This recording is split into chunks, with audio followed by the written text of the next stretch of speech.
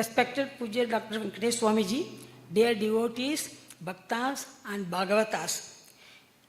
I welcome one and all for this a special program, and that is the Bhagawatha Sapthaham. It is to be conducted for 7 continuous days. That is called Sapthaham. Now it is with immense joy and deep reverence that Adiyan welcome you all to the sacred gathering for the Bhagawatha Sapthaham, a profound spiritual discourse on the sacred Bhagavatam. We are profoundly honored to have our revered Vedic scholar, Vidwan, Pravachana Thilakam, Dr. U.A. Venkatesh, to grace this occasion with his presence and wisdom. I request Hari to honor him with a shawl and a garland.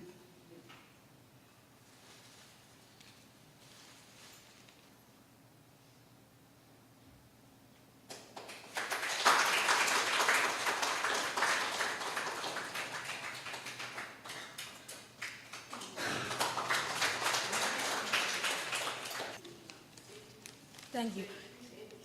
Pujya Dr. Venkatesh Swamiji, your extensive knowledge of the scriptures and other texts like Nalayara Divya Prabandham, Vishnu Sahasranamam, particularly the life and pastimes of Lord Krishna as described in the Bhagavatam, has inspired countless souls within the country and abroad.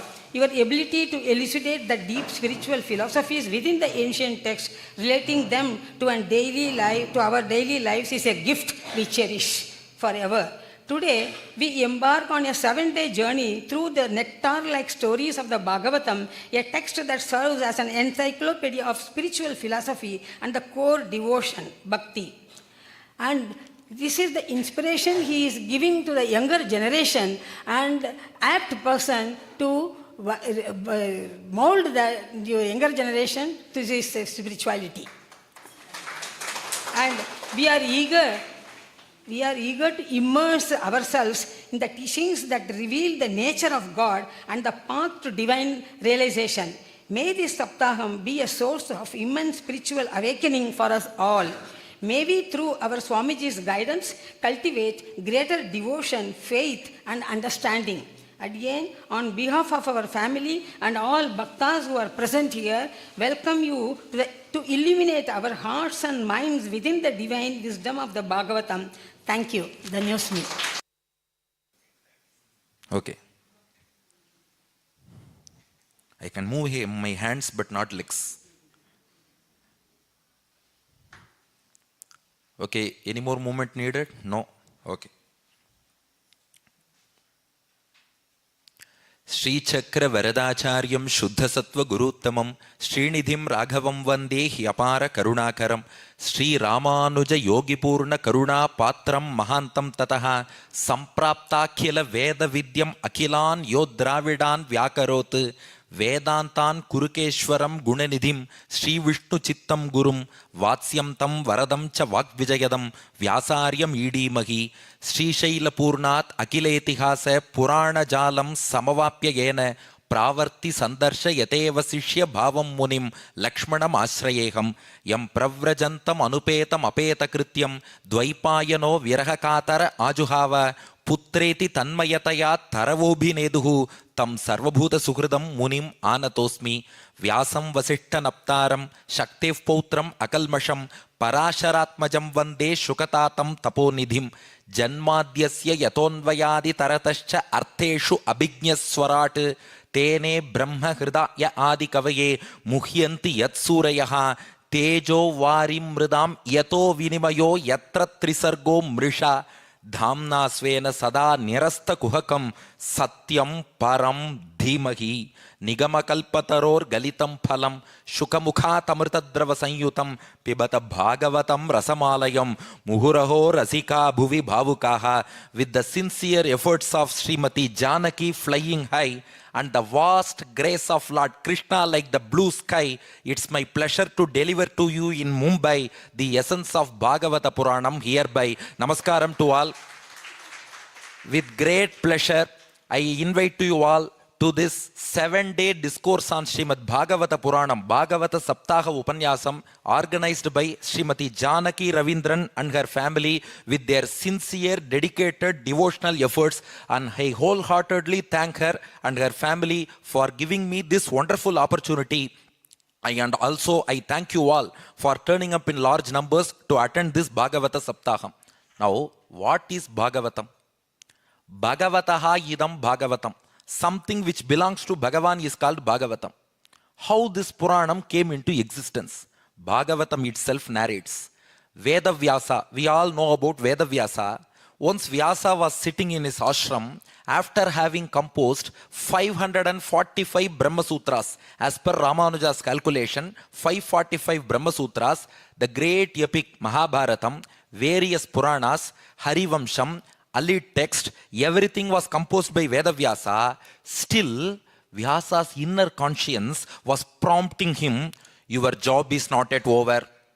You have not completed your work. You have not pleased the Lord fully. Do something more. Do something more. Bhagavatam says, first canto, 4th chapter, 30th verse, 1-4-30. Tathapi batame daihyo hi atma chaiva atmana vibuhu asampanna ivabhati brahmavarchasya sattamaha. Vyasa thinks, I have not satisfied Bhagavan yet. I have not done good to people yet.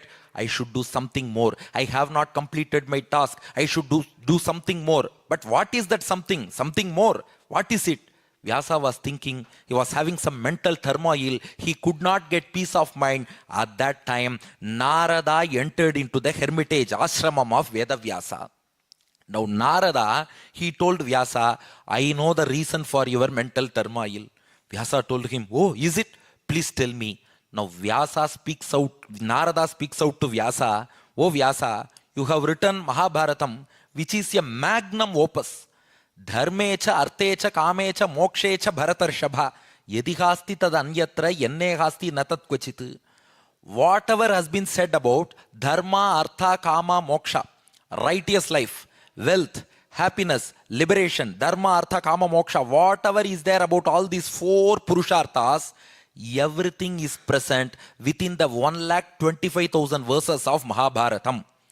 If you are unable to find some spiritual matter within Mahabharatam, you need not waste your time in searching for other books, because if something is not there in Mahabharatam, it will not be there in any other text. So it is a magnum opus. Narada tells Vyasa, yes, Mahabharatam is a magnum opus, but that Mahabharatam focused more on the familial conflict between Pandavas and Kauravas rather than focusing on Krishna Leelas. Krishna comes in Mahabharatam as well. Vyasa has described the glories of Krishna in Mahabharatam as well, no doubt. But he has given lesser space to Lord Krishna and more space to Pandavas, Kauravas, their hierarchy, their descendants, how they went into the game of dice, gambling, and then fight, everything. That occupies more space. Krishna got less space. Now Narada says, Bhagavatam 1:5-9, Yatha dharmadayas charthaha munivaryanu kirtitaha nathatha vasudevasya mahimahi anuvarnitaha. If you give guest role to a mass hero, will the fans accept it? Narada asks that question. These days we see lot of mass heroes. If the mass hero is given just a guest role of 20 minutes in a movie, will his fans accept? No. We want our mass hero to come from the first frame to last frame, first scene to last scene. We want to see our mass hero. Similarly, we are all die-hard fans of Lord Krishna. Krishna is our mass hero. Can you give guest role to Lord Krishna? Can you give limited small space to Lord Krishna? Will devotees accept that? No, that is the reason for your mental turmoil. So in Mahabharata, you have given lesser space to Krishna and more space to all those histories, fight, gambling, and everything else. So Vyasa, Narada advises, you compose a new epic where it focuses more, full on the glories of Lord Sriman Narayana. Vyasa, you compose a new epic that fully focuses on the glories of Lord Sriman Narayana and also Lord Krishna.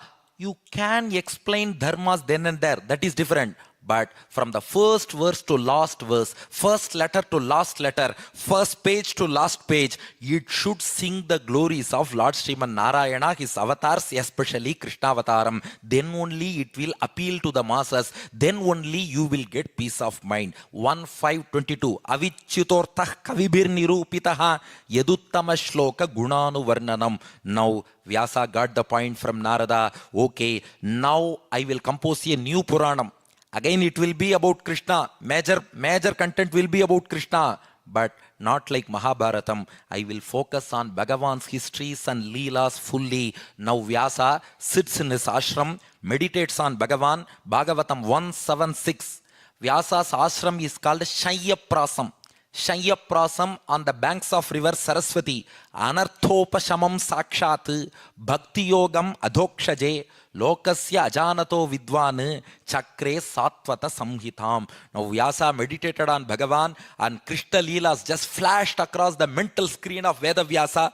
He enjoyed them. He immersed himself in those Leelas. Now composed a new text, a new epic with 18,000 verses.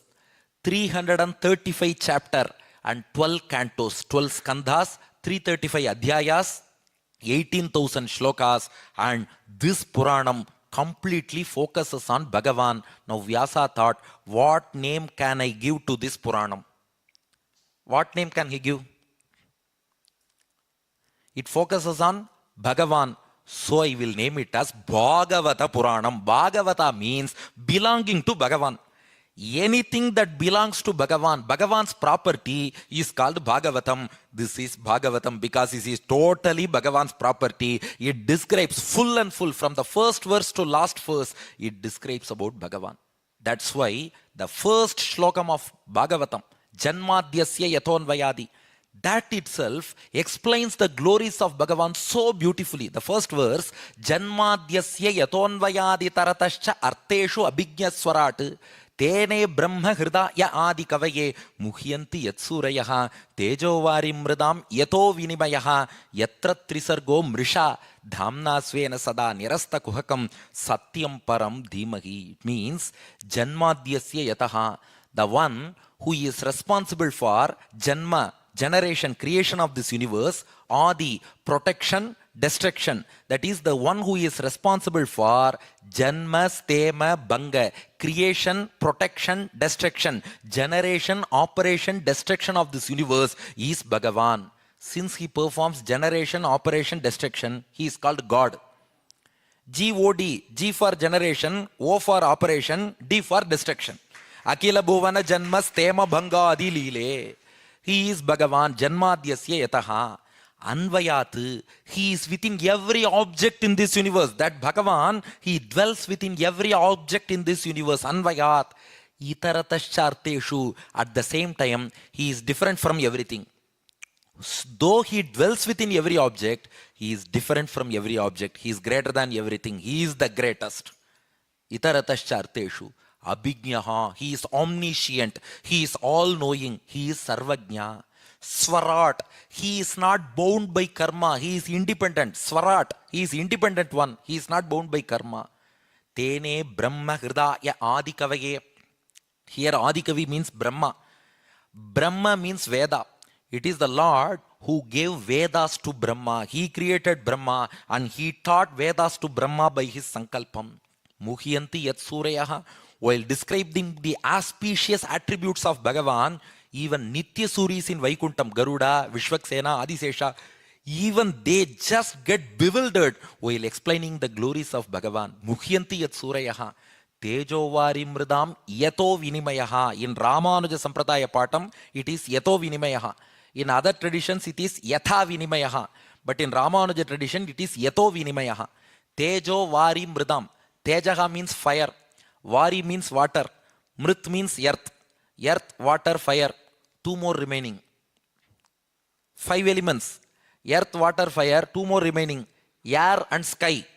These 5 elements combined together into this universe. Yato Vinimayaha. Because of whom he is Bhagavan. Because of whom 5 elements joined together as this universe. Tejovari Mridam Yato Vinimayaha. Yatra Trisargo Mrisha, 3 sargaha. we see three qualities, Sattva Gunam, Rajo Gunam, Tamo Gunam. But Bhagavan is beyond all three. He is Shuddha Sattva. He is beyond materialistic Sattva Gunam. He is beyond Rajo Gunam. He is beyond Tamo Gunam. He is full of spiritual Sattva Gunam, pure Sattva, Shuddha Sattva. So Trisargo Mrisha, these three gunas never affect him. Dhamna Svena, he is shining with the light of knowledge. Sada Nirasta Kuhakam, that's why he has no confusion. Our knowledge is just concealed, it is contracted, so we are always confused.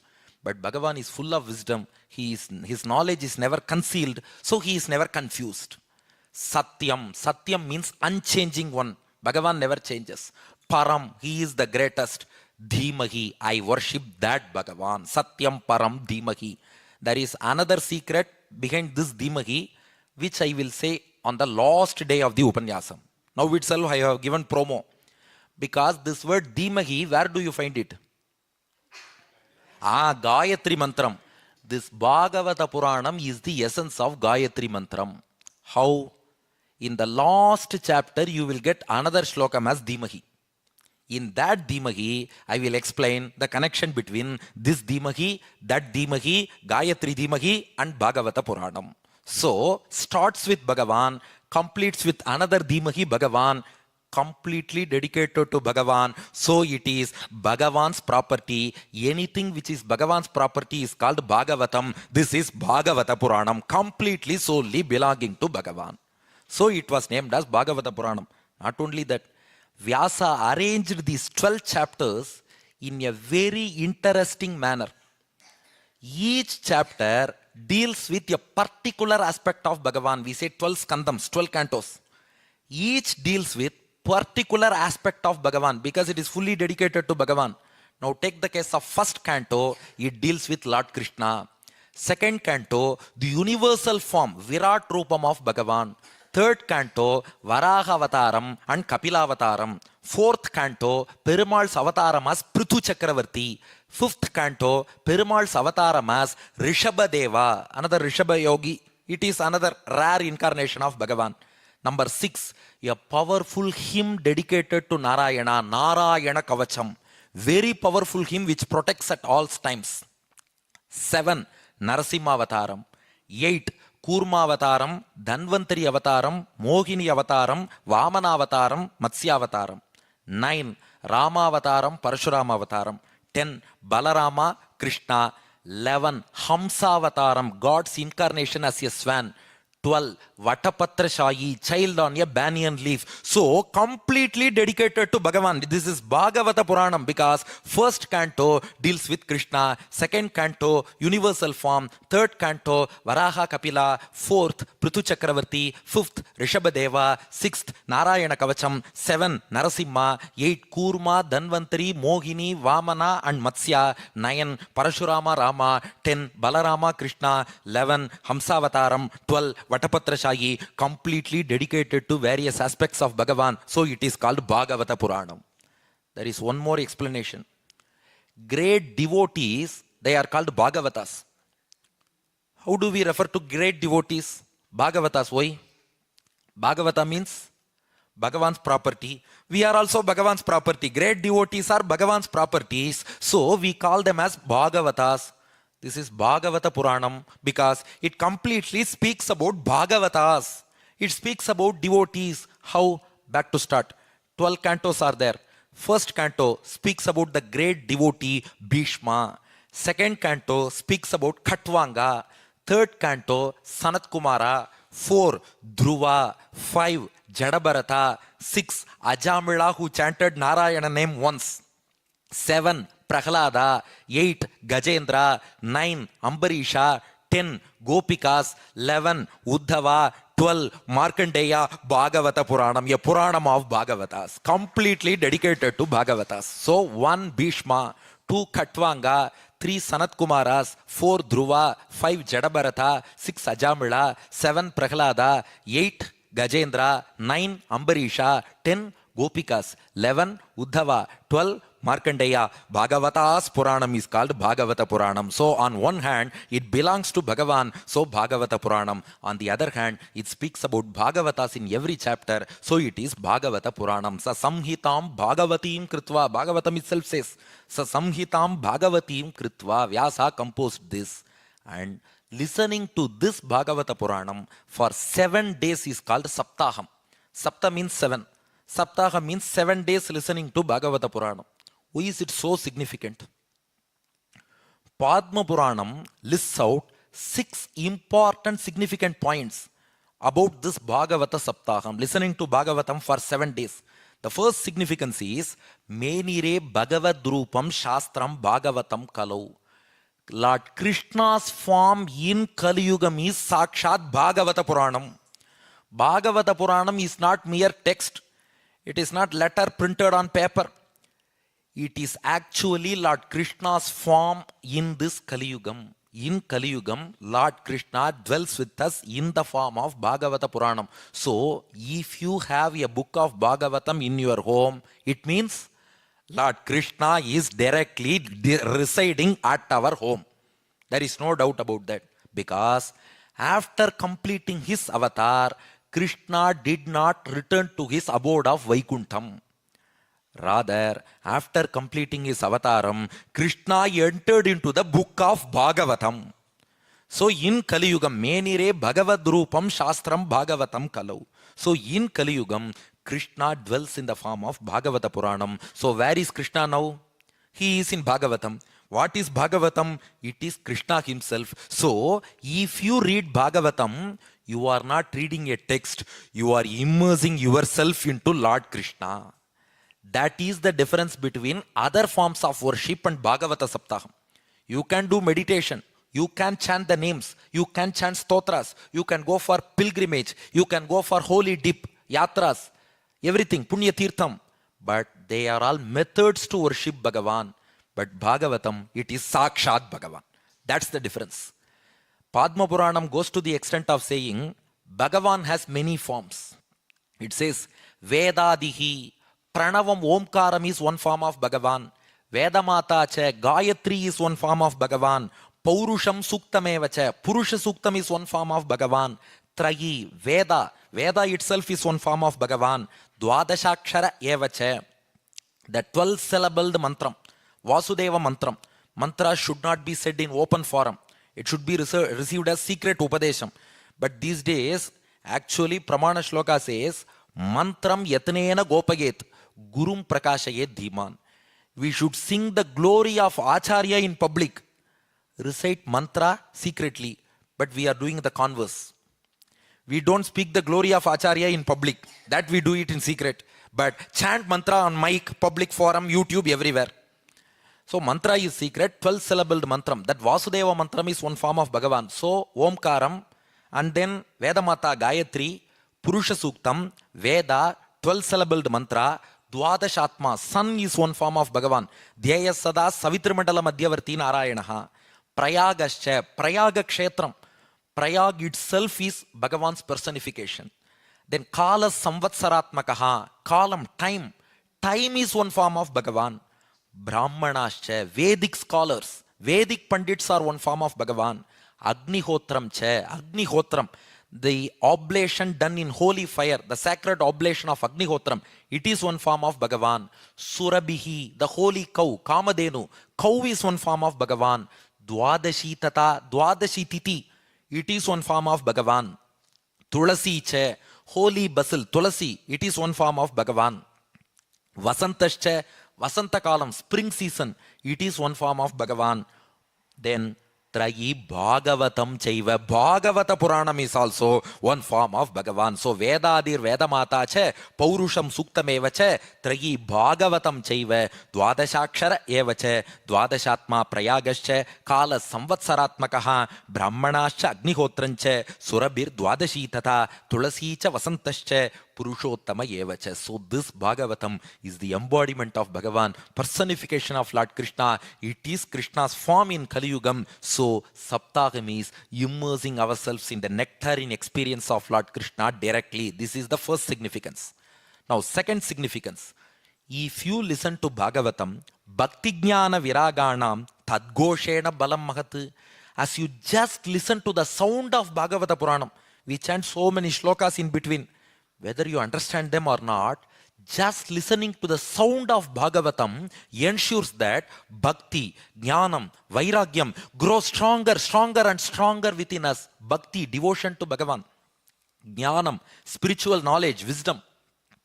Vairagyam, detachment from worldly pleasures.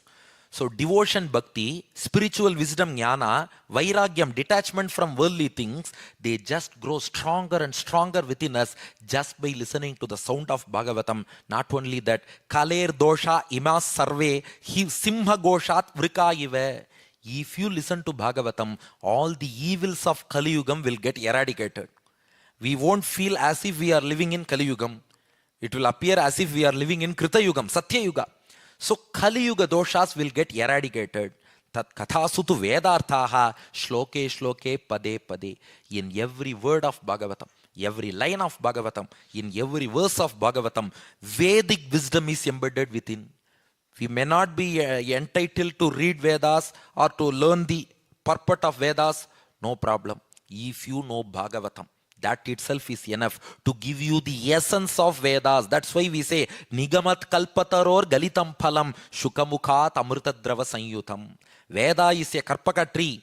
Bhagavatam is the fruit which came from that tree. Shuka is the parrot. Shuka Brahmam is the parrot that gave that fruit to us. So this fruit has the essence of that tree. To put it simple, we see Palkova. Palkova has the essence of the entire milk. 100-liter milk essence can be seen in 1 liter of Palkova. Similarly, the essence of the entire Vedas can be seen within 1 line of Bhagavata Purana. That's the glory of Bhagawatha Sapthaham number 2. So number 1, this is direct Krishna's experience. Number 2, Bhakti, Jnanam, Vairagyam grow, Kali Yuga doshas are destroyed and Vedic knowledge comes to us. 2. Point number 3, Katha Bhagavatasyapi Nityam Bhavati Yadgrihe Tadgriham Tirtharupam Hi Vasatam Papanashanam. The place where Bhagavata Sapthaham is conducted, becomes equal to a Punya Tirtham like Ganga, Yamuna, Kaveri. The place itself, now this Shraddha apartments, this has become Ganga, Yamuna, Kaveri, a Punya Tirtham.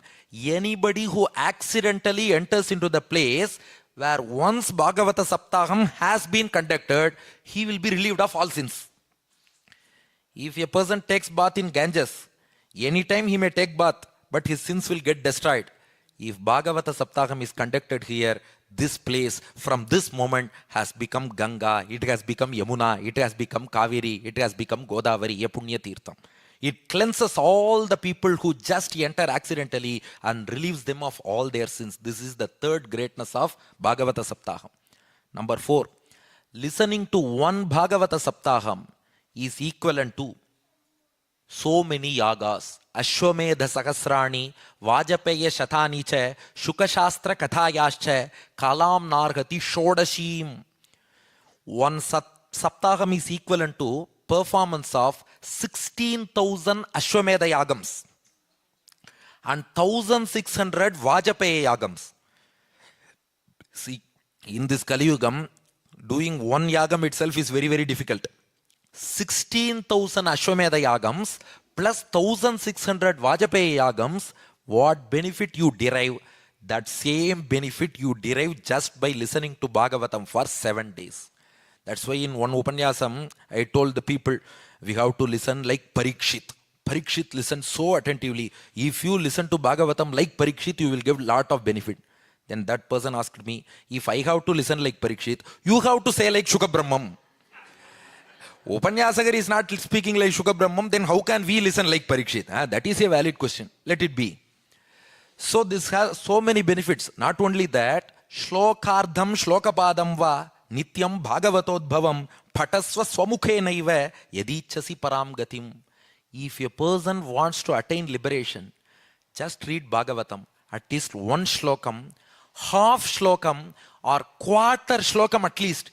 If you have uttered at least quarter verse from Bhagavatam, that will qualify you to attain liberation. That greatness is there for this Bhagavata Sapthaham. Number 4. Number 5. Janmakoti kritam papam nashyate natra sangshayaha. Now, this is one interesting point. If you listen to one Bhagavata Sapthaham, the sins committed in crores of janmas will get destroyed. At the same time, koti janma samuttene punyena ivatu labhyate. Only if you have done punyam for crores of janmas, you will have the boon of listening to Bhagavata Sapthaham. If you listen to Bhagavata Sapthaham, then sins committed in crores of janmas will be destroyed. But if you have to listen to Bhagavata Sapthaham, you should have performed punyams in crores of janmas before. Without that, you will not get that opportunity. That's why even we may plan, I have to attend that Sapthaham. Our car may get punctured. We may not be able to attend. Some guests may come to our home. For some reason, we may not get it. Only if we have done punyams for crores of janmas, you would get it. But once you get the opportunity, crores of janma papas, they all get destroyed. This is the fifth greatness. Now the last but not the least, final thing. If we do lecture of Ramayanam, who will come there? Hanuman. Now this is lecture of Bhagavatam. Who should come? How? For Ramayanam, Rama's messenger Hanuman is coming. For Bhagavatam?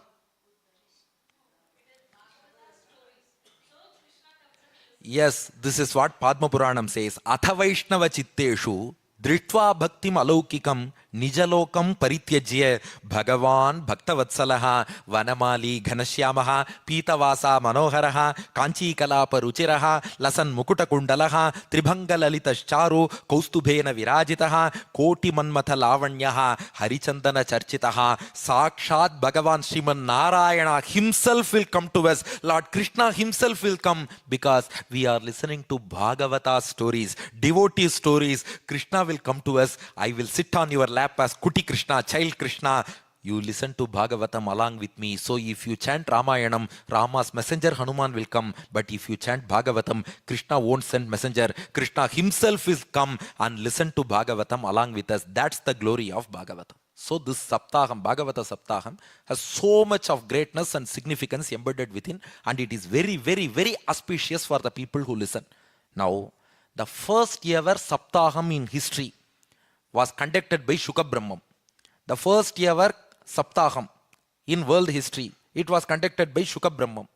And Parikshit listened to it. Shuka Brahmam is the son of Vedavyasa. Parikshit is the grandson of Arjuna.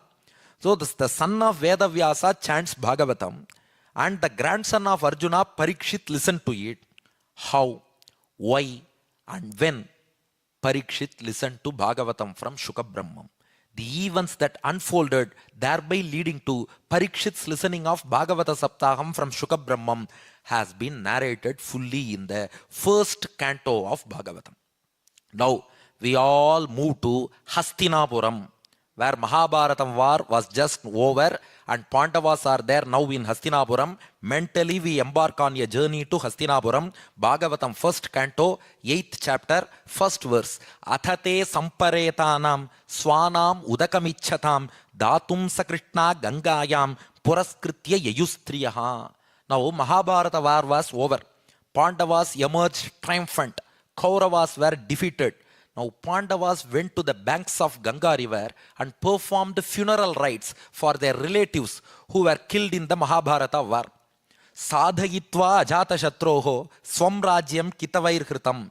Krishna coronated Dharmaputra as the king, emperor of our nation. Dharmaputra Pattabhishekam was also over. Now Krishna said, my job is also over, so I bid goodbye. Krishna bids goodbye. 187. Amantriya Panduputranscha Shaine Yodhava Sanyutaha Gantum Kritamatir Brahman Dwarakam Rathamastitaha. Now Krishna was about to proceed to Dwaraka. He was boarding his chariot to Dwaraka. At that time, a pregnant woman came running towards Lord Krishna. Upalebhe bhidhavantim uttaram bhayavihvalam. A pregnant woman came running towards Lord Krishna. Help me, help me. That pregnant woman was none other than Uttara, the wife of Abhimanyu.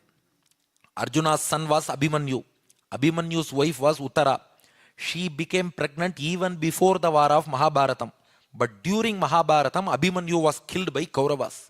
The deceased Abhimanyu is survived by his pregnant wife Uttara. She came running towards Lord Krishna. Pahi Pahi Mahayogin Uttara Stuti, very, very important part in Bhagavatam 189. Pahi Pahi Mahayogin Deva Deva Jagatpate Nanyam Twadabhayam Pashye Yatra Mrityuf Parasparam Abhidravati Mamisha Sharastaptaya So Vibho Kamam Dahatu Mamnatha Mame Garbho Nipatyatam. Oh Krishna, a hot iron arrow is attacking me from somewhere. A hot arrow, iron arrow, a weapon is attacking me. I am not sure from where it is coming, but it is trying to burn me. Oh Krishna, I am not worried about my life. Let it burn me into ashes. But the only successor of Pandava dynasty is within my womb. In my uterus, the entire Pandava dynasty's sole successor is there, she said. Because Pandavas lost all their children in Mahabharata. In that war, all their children were killed. The only successor remaining for the entire Pandava clan is Abhimanyu's son, who is in the uterus of Uttara. He is the only successor. So Uttara pleads to Bhagavan, please save my child. If that child is killed, then the Pandava clan totally will get destroyed. They will have no successors at all. So this may burn me, but it should not burn my child. Please save me. Krishna realized it was Ashwathama's Apandavastra. Ashwathama wanted to take revenge on Pandavas. So he had sent an astra called Apandavastra. Apandavastra means it will destroy all the successors of Pandavas. Upadharya vachastasyaha Bhagavan Bhaktavatsalaha Apandavam idam kartum Dronerastram abudhyata Swamayaya avurunodgarbham Vairatyaha kurutantave. Krishna realized, oh, this is Ashwathama's astram. I have to protect this child. What can I do? Krishna, without a second thought, Krishna himself entered into the womb of Uttara to protect the child which was inside. Krishna took a short form, thumb-sized form, and Krishna entered into the uterus of Uttara and he just revolved around the child to protect it. This has been described vividly by Shuka Brahmam in Bhagavatam 1.12.7, first canto, 12th section, 7th verse. Matur garbhagato viraha satada bhrigunandana dadarsha purusham kanchit dakhyamanostra tejasa. The child was within the fetus in the womb of the mother. It saw a divine, brilliant person encircling him. Angushta matram, he was thumb-sized. Amalam, he had a pure body. Spurat puratamaulinam, he had a brilliant crown on his head. That divine person, thumb-sized person, was encircling the child and protecting him. The child is just looking around. That person was encircling him. He was revolving around him. Apivya darshanam, the divine person Krishna, thumb-sized Krishna, apivya darshanam shyamam tadidbhasasam achyutam. He was having blue-hued divine body. He was shining like a lightning. Srimad Dirga Chaturbahum. He had 4 long arms. Tapta Kanchana Kundalam. He was wearing golden earrings. Kshatajaksham, lotus-eyed. Gadapanim, carrying a mace, Gada, in his hands. Atmana Sarvato Disham, Paribhramantam Ulkabham, Brahmayantam Gadam Muhuhu. He was swinging his mace, and just like sunlight driving away droplets of dew, just like sunlight driving away droplets of dew, the Lord drove away all those weapons, those Ashwathama's astras. The Lord drove away with his mace. Astra tejasva gadaya niharamiva gopatihi vidhamantam sannikarshe paryekshata ka ityaso. So the Lord with his mace drove away that astram just like sunlight drives away droplets of dew. The Lord came out after protecting the child, and then he boarded his chariot. He went to Dwaraka. But even after the Lord had come out, even after he had reached Dwaraka itself, the child was still looking on all sides. Because the child saw a divine person encircling him. The child thought, he may be revolving around me in some other direction. Let me find him. The child was revolving. It was rotating. That's why Pari Aikshata Ityasau, that child came to be known as Parikshit. In Sanskrit, Pari means turning around. Ikshate means looking or searching. Pari, it was turning around. Ikshate, looking, searching. For Krishna, oh, where is he? Some divine person revolved around me. He saved me from fierce weapon. Where is he? Where is he? Where is he? Pari, turning around. Ikshate, looking around. Pari, turning around. Ikshate, looking around. So he came to be known as Parikshit. Since he looked around and searched for Lord, he came to be known as Parikshit. Names have reasons. All names have reasons. What is Parikshit's mother's name? Uttara. That has a reason. In Sanskrit, Ut means great. Ut means great. Uttara means greater. Actually, Uttara means greater person. But the problem is, in English, if you use comparative degree, you should say greater than whom. You can call a person great, no problem. You can even say the greatest, no problem. But if you say greater than whom? Similarly, in Sanskrit, Ut means great. Uttama means the greatest. But she is not Ut. She is not Uttama. She is Uttara, greater. Then greater than whom? There were some great blessed souls who carried Bhagavan in their wombs. Aditi Devi carried Vamana. Devaki carried Krishna. Kausalya carried Rama. Those great souls, they carried Bhagavan in their wombs. Some great souls carried Bhagavatas in their wombs. Suniti, the mother of Dhruva. Kayadu, the mother of Prahlada. Sumitra, the mother of Lakshmana. They carried Bhagavatas in their wombs. But this Uttara is greater than all of them because simultaneously she carried Bhagavan and Bhagavata in her womb at the same time. At the same time, both Bhagavan and Bhagavata were in the womb of Uttara, which Bhagyam no other woman in this universe got. She is greater than those who carried Bhagavan in their wombs. She is greater than those who carried Bhagavatas in their wombs. She is greater than all of them. So she is not Uttama, she is not Ut, she is Uttara. She is greater than all those who carried Bhagavan or Bhagavata in their wombs because she carried Bhagavan and Bhagavata in her womb. So she is called Uttara, the greater one. Not only that, when she gave birth to the child Parikshit, actually we call him Parikshit. His actual name, birth name, given name was Vishnuratha. Because when Parikshit was born, Dharmaputra requested rishis to name him. Rishis saw the child and said, Rato vonugraharthaya Vishnuna Prabha Vishnuna. Rata means protected. Vishnurata means protected by Vishnu. This child would have been burnt into ashes. But Vishnu protected this child. Krishna protected this child and made it survive. So, Vishnurata, the child protected by Lord Krishna or Vishnu, Vishnurata. Now, Dharmaputra asked those rishis, how will my grandson come up in future? Because all grandfathers have got that concern. My grandson should be a great scholar in future. He should come up with flying colors in his academics and many things. Now, this grandfather Dharmaputra, he asked rishis, how will my grandson come up in future? Just reading out these passages will ensure that our children and grandchildren emerge as such great souls. Just listen to it. Rishis answered Dharmaputra, your grandson will come up to a great stage in future. Partha Prajavita Sakshat Ikshvakuriva Manavaha. He will become a great king and protect his subjects just like Ikshvaku Maharaja who protected his subjects. 1. 2. Brahmanya Satyasandhascha Ramo Dasharatir Yatha. He will speak the truth and abide by dharma like Lord Rama. Yesha Data Sharanyascha Yatha Hi Aushi Naras Shibihi. He will be open-handed like Shibi Chakravarti. Dhanvinam Agrani Reshaha Tulyascha Arjunayor Dvayoho. He will be well-versed in archery skills just like Kartavirya Arjuna and your brother Arjuna. Dharmaputra's younger brother Arjuna. Just like those two Arjunas, he will be well-versed in archery. Hutasha iva durdarshaha. He will be unconquerable like fire.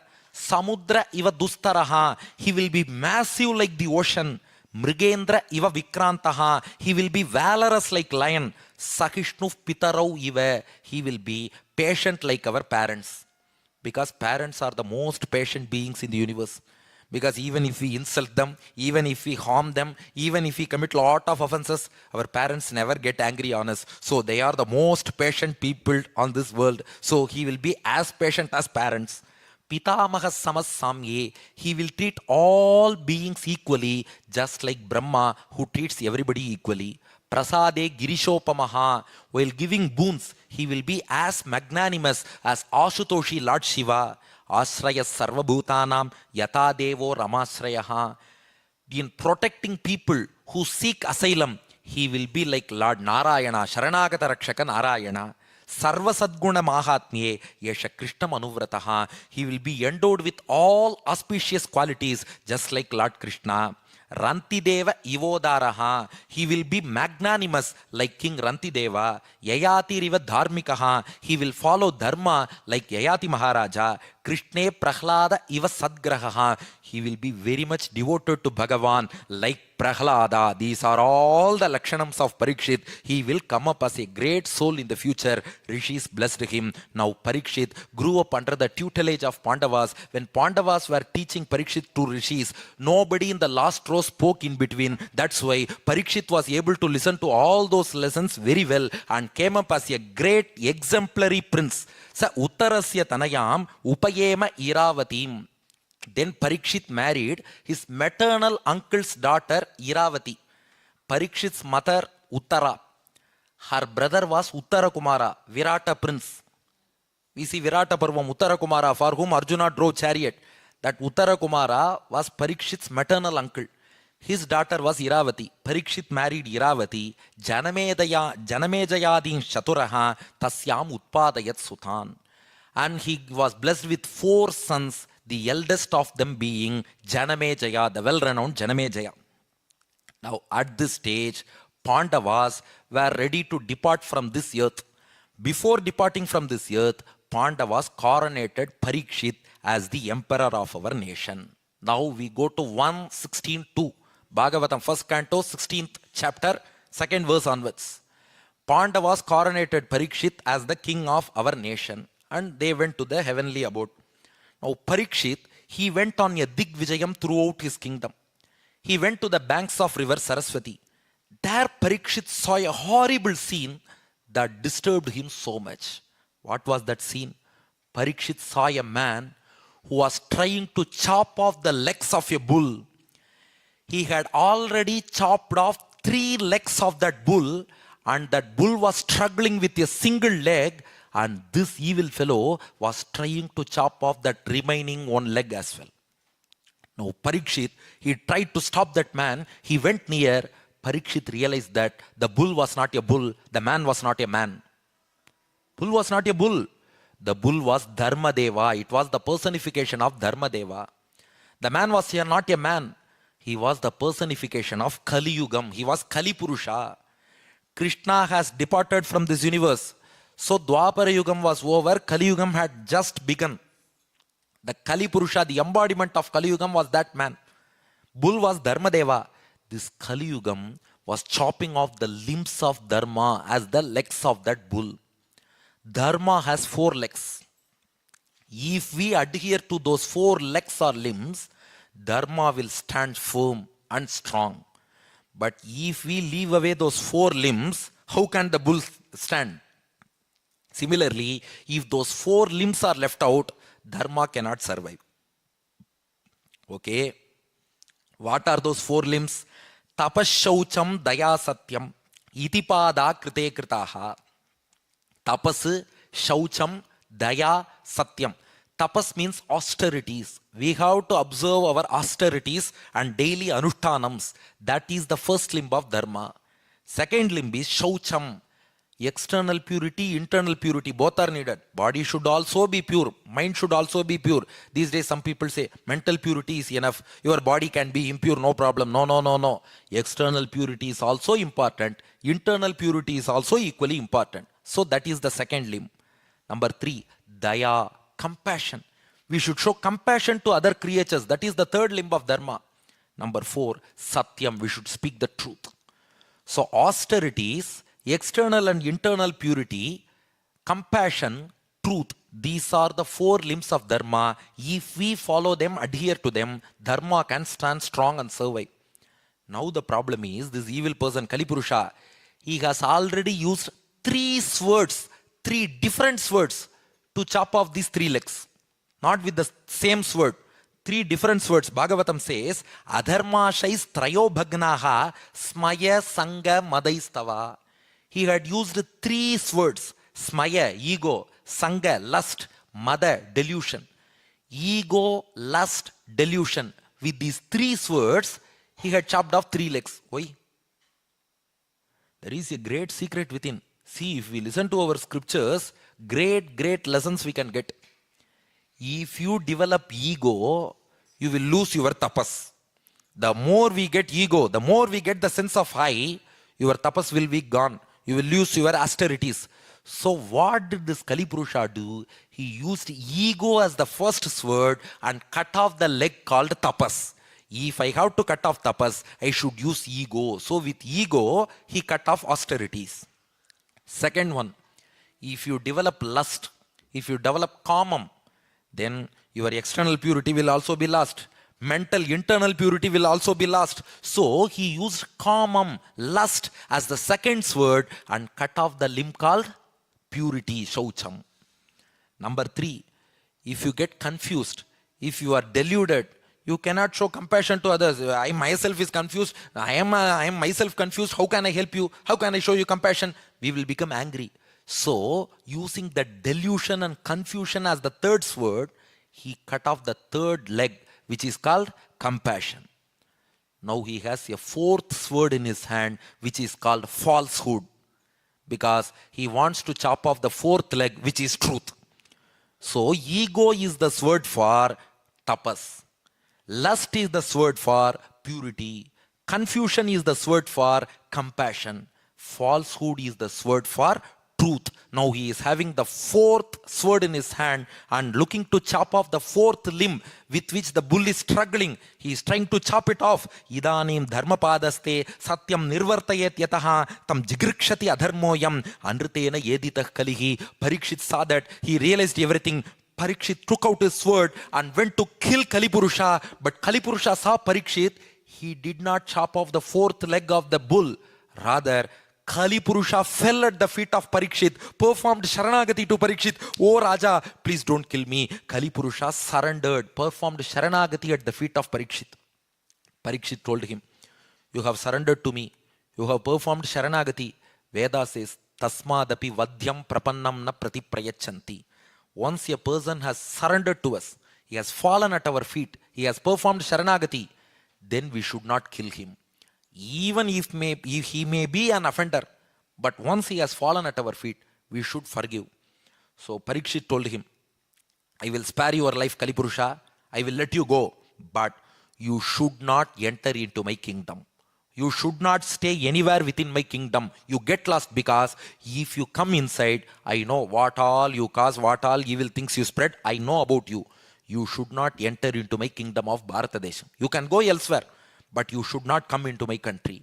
But Kalipurusha, he pleaded with Parikshit, oh Raja, you should not send me away. This is the order of nature. This is Kali Yugam. This is my period. I have to come. Please give me some places to stay. So finally, just refer to Bhagavatam 1:17:38, first canto, 17th section, 38th verse. Parikshit says, I will give you 10 places. Only in those 10 places you should stay. So please remember, in these days, people leave away all achara anushtanams and they say, this is Kali Yugam. We will be like this only. No. Only in these 10 places, Kali Yugam will reside.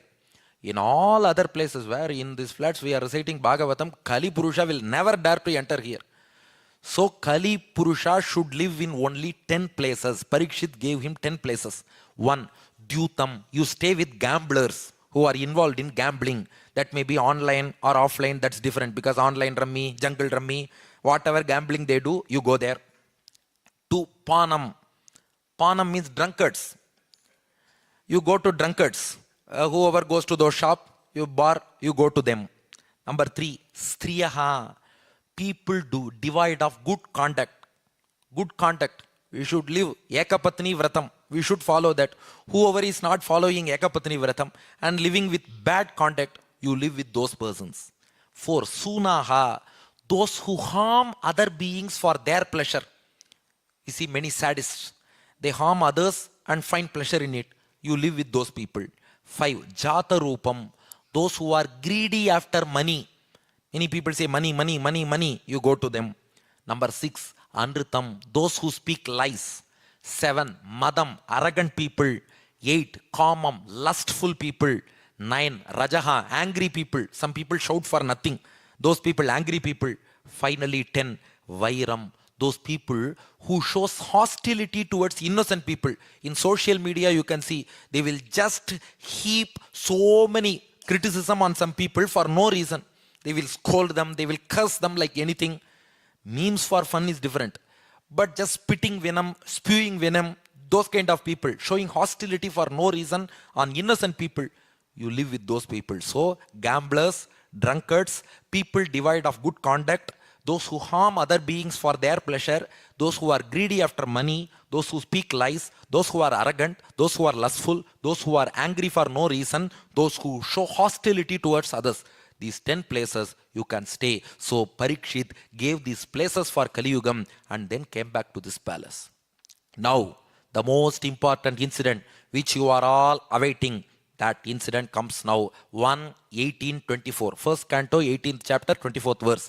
Ekada dhanurudyamye vicharan mrigayamvane mrigan anugata shantaha kshuditas trishito brisham.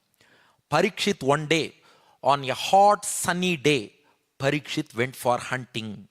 To hunt evil animals which are harming good people, Parikshit went for hunting. It was a hot day, sunny day. Parikshit ran after animals. He got hungry, he got thirsty. A hungry man is an angry man as well, so he got angry as well. This Parikshit, he looked for some water source, a river or a pond, any water body to quench his thirst. Jalashayam achakshanaha pravivesha tamashramam. He could not find any water body. Dadarsha munimasinam shantam milita lochanam. Now finally, he was able to spot an ashramam, a hermitage of a rishi. Now Parikshit thought, I could not find water anywhere. At least in this ashramam, some rishis should be there. Some water should be available. Let me go inside and fetch water. Parikshit entered into that ashramam. That ashramam belonged to a rishi called Shamika. The Shamika rishi was sitting in deep meditation. He was just engrossed in the thoughts of Bhagavan. He was just thinking about the attributes, divine, handsome body of Bhagavan. His mind was focused on it. He did not notice the king entering into his ashramam. The king Parikshit screamed, "O Rishi, I am Parikshit, I am the king, I am thirsty, please give me water, please give me water." Parikshit screamed, but the Rishi turned deaf ears because he was in Samadhi, Bhakti Yoga trance, Bhakti Yoga Samadhi, in meditation on Bhagavan. His mind was totally immersed in the thoughts of Bhagavan. That these days when we look at cell phone, we are unaware of whatever is happening around us. That is this millennium Samadhi. These days we don't get Bhakti Yoga Samadhi and all. In Bhakti Yogam, if they meditate on Bhagavan, they don't know what is happening around. But these days, cell phone is the Samadhi. Because if they look at cell phone and start scratching, not pressing, scratching, if they start scratching the cell phone, rubbing the cell phone, nothing. Even children, if you give cell phone in their hands, you can feed them anything. They are not aware even what we are feeding. Yes, that will go inside, go inside, go inside. But we are all engrossed in cell phone. But they are engrossed in thoughts of Bhagavan. So the Rishi did not hear his voice. The Rishi did not notice the king entering. He closed his eyes. He was meditating on Bhagavan. But Parikshit got angry. I am screaming with thirst. I am asking for water. This fellow is not responding. Satu Brahma Rishe Ramse Gatasum Uragam Rusha Vinirgachan Dhanushkotya Nidhaya Puramagamatu. There was a dead snake in that ashram. Parikshit picked that dead snake with his bow and put it on the neck of that Shamika Rishi and said, there is no difference between these two. Because dead snake will also not respond. This Rishi is also not responding. No difference between them. So to insult that Rishi, Parikshit with his bow picked a dead snake, put it on the neck of Shamika Rishi, angrily went back to his palace.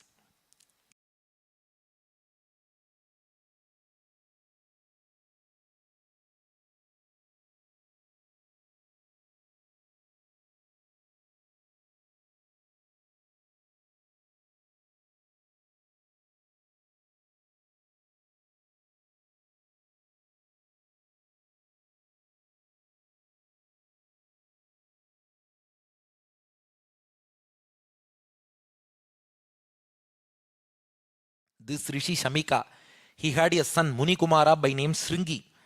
That Shringi heard of this incident, his father being insulted by Parikshit by putting a snake around his neck.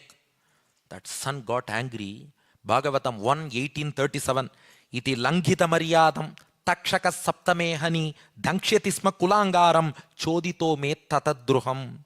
That son Munikumara, Shringi, a small boy, that Rishi Kumara says, Parikshit, being a descendant of Pandava, I expected him to honor rishis, because Pandavas are known to respect and honor rishis. They worshipped rishis. But this Parikshit, being grandson of Arjuna, he has insulted my father, Shamika Rishi. This insulting Rishi should not be in the DNA of a descendant of Pandava. How could this attribute be in the DNA of Parikshit, who is the grandson of Arjuna? No, such a person should not live. This Munikumara Shringi angrily went to the river Kaushiki, took some water from Kaushiki in his hand and cursed Parikshit. On the seventh day from today, Upanyasam will conclude. On the seventh day from today, the snake, the fierce venomous snake Takshaka will bite Parikshit to death. Because he insulted my father by putting a dead snake, I will kill Parikshit with a live snake, the snake Takshaka, not a random snake. Because if other snakes bite, the victim may survive or not. But if Takshaka bites, the victim will not survive at all. So Takshaka will bite Parikshit to death on the seventh day from today. Giving this curse, this child, this Munikumara Shringi, came back to his father Shamika, hugged him and cried on his lap.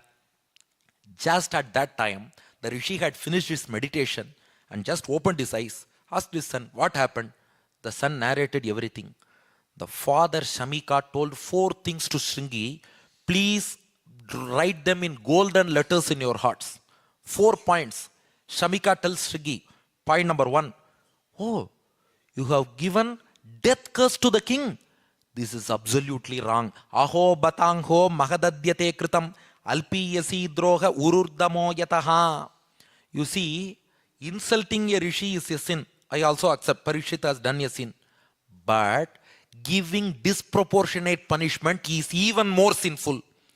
You have given disproportionate punishment, inappropriate punishment. You could have punished him in some other way. But you should not have given death sentence. In the name of punishing an offender, you have committed a bigger offense. You should not have given this curse. 1. Because death sentence, this is not fair to give death sentence for insulting a rishi. 1. Number 2, you have not given curse to an ordinary man. He is a king, not mere king. He is a good king. Can you kill a good king for your own selfish interest? Just for insulting your father, do you have the right to kill a good king? Because people will lose his good governance, his protection. He has been protecting dharma. He has been protecting civilian people. He has been giving good governance. He has been protecting the nation. Alakshyamane naradeva namni rathanga panau ayamanga lokahan tadahi chora prachuro vinakshyati arakshyamano vivrutavat kshanat. If you kill that king, that untimely demise of a king will cause instability to the governance, nation, dharma and the lives of the entire people. How can you punish an entire country for your own selfish interest? This is point number 2. Point number 3, he is a great Bhagavata. He is a great devotee of Bhagavan. He was rescued by Lord Krishna himself when he was in the womb of his mother. Apapeshu so bhrityeshu bhalena apakva buddhina papam kritam tad Bhagavan sarvatma kshantu marhati. O son Shringi, you are so immature that you have cursed a Bhagavata, a devotee.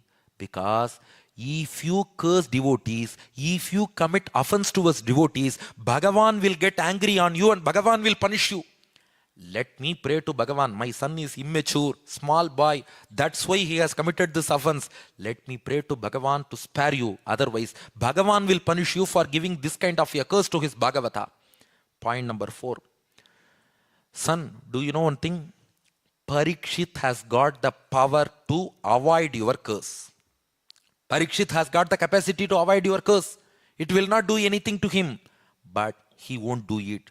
Because to make the words of a Rishi Putra come true, Parikshit will accept this curse. The Rishi says the nature of Bhagavatas is tiraskrita vipralabdhaha shaptaha kshipta hata api nasyatat pratikurvanti tad bhaktav prabhavopihi. You may insult a devotee, you may cheat a devotee, you may curse a devotee, you may speak harsh words against a devotee, you may even beat a devotee. Do you think they cannot do it back to you? They can do everything back, but they won't do because they will leave it to the lookout of Bhagavan. Parikshit has got the tapas to curse you again in return. He won't do it. He will leave it to the lookout of Bhagavan. Parikshit has got the power and capacity to avoid your curse. He won't do it to make the words of your Rishiputra come true. But you have committed a huge blunder. Now once curse given is given, it cannot be changed. The only thing we can do is just inform Parikshit about it so that he can be careful. At least we can inform him. So the Rishi sent some messengers. On the other hand, 119.1. Now we reach the final adhyayam of the first canto of Bhagavatam. Happy news. Yes, final adhyayam of the first canto. 119.1. Parikshit returns to his palace. Magi patistvata karma tadgarhyam vichintayan atmakritam sudurmanaha. Parikshit comes back to his palace, took some water. His thirst got quenched. Now Parikshit started thinking, oh, I have committed a huge blunder. He felt sorry for what he had done. Now Parikshit says, how foolish I had been. Can't I even realize that a rishi doing penance in deep meditation cannot hear my voice? A rishi in penance cannot notice me entering into his ashram. Can't I realize this? How foolish I had been. How foolish I had been. Oh, what a huge offense I have done. I have put a dead snake on the neck of a rishi and insulted him. Oh God, he went to the Sannidhanam of Bhagavan and prayed to him, not forgiveness. He did not pray to Bhagavan to forgive him. Rather, tadastu kamam tu aghanishkritaya me yatha na kuryam punarevam adha. Bhagavan, please punish me. He prays to Bhagavan. He did not pray, please forgive me. He prayed to Bhagavan, please punish me. Because only if you punish me, my descendants or others will not dare to commit such offense in future. People should realize the effects of Bhagavata Apacharam. If another person should not insult a rishi again hereafter, I should be punished big. So big that people should be afraid of committing offense to rishis. So Bhagavan, please give me a huge punishment. Please give me a big punishment. He prayed to Bhagavan. At that time, the messengers of Rishi came to Parikshit and informed him about the curse. Parikshit was happy. Happy, he said. Because this is a warning for those who even think of committing Bhagavata Apachar. For those who even think of committing any offense to devotees, this will be a great warning. Just imagine the plight of Parikshit. He may be the grandson of Arjuna. He is a relative of Krishna. Because his grandma, who is Parikshit's grandma? Subhadra. Parikshit's grandma is Subhadra, the very sister of Lord Krishna.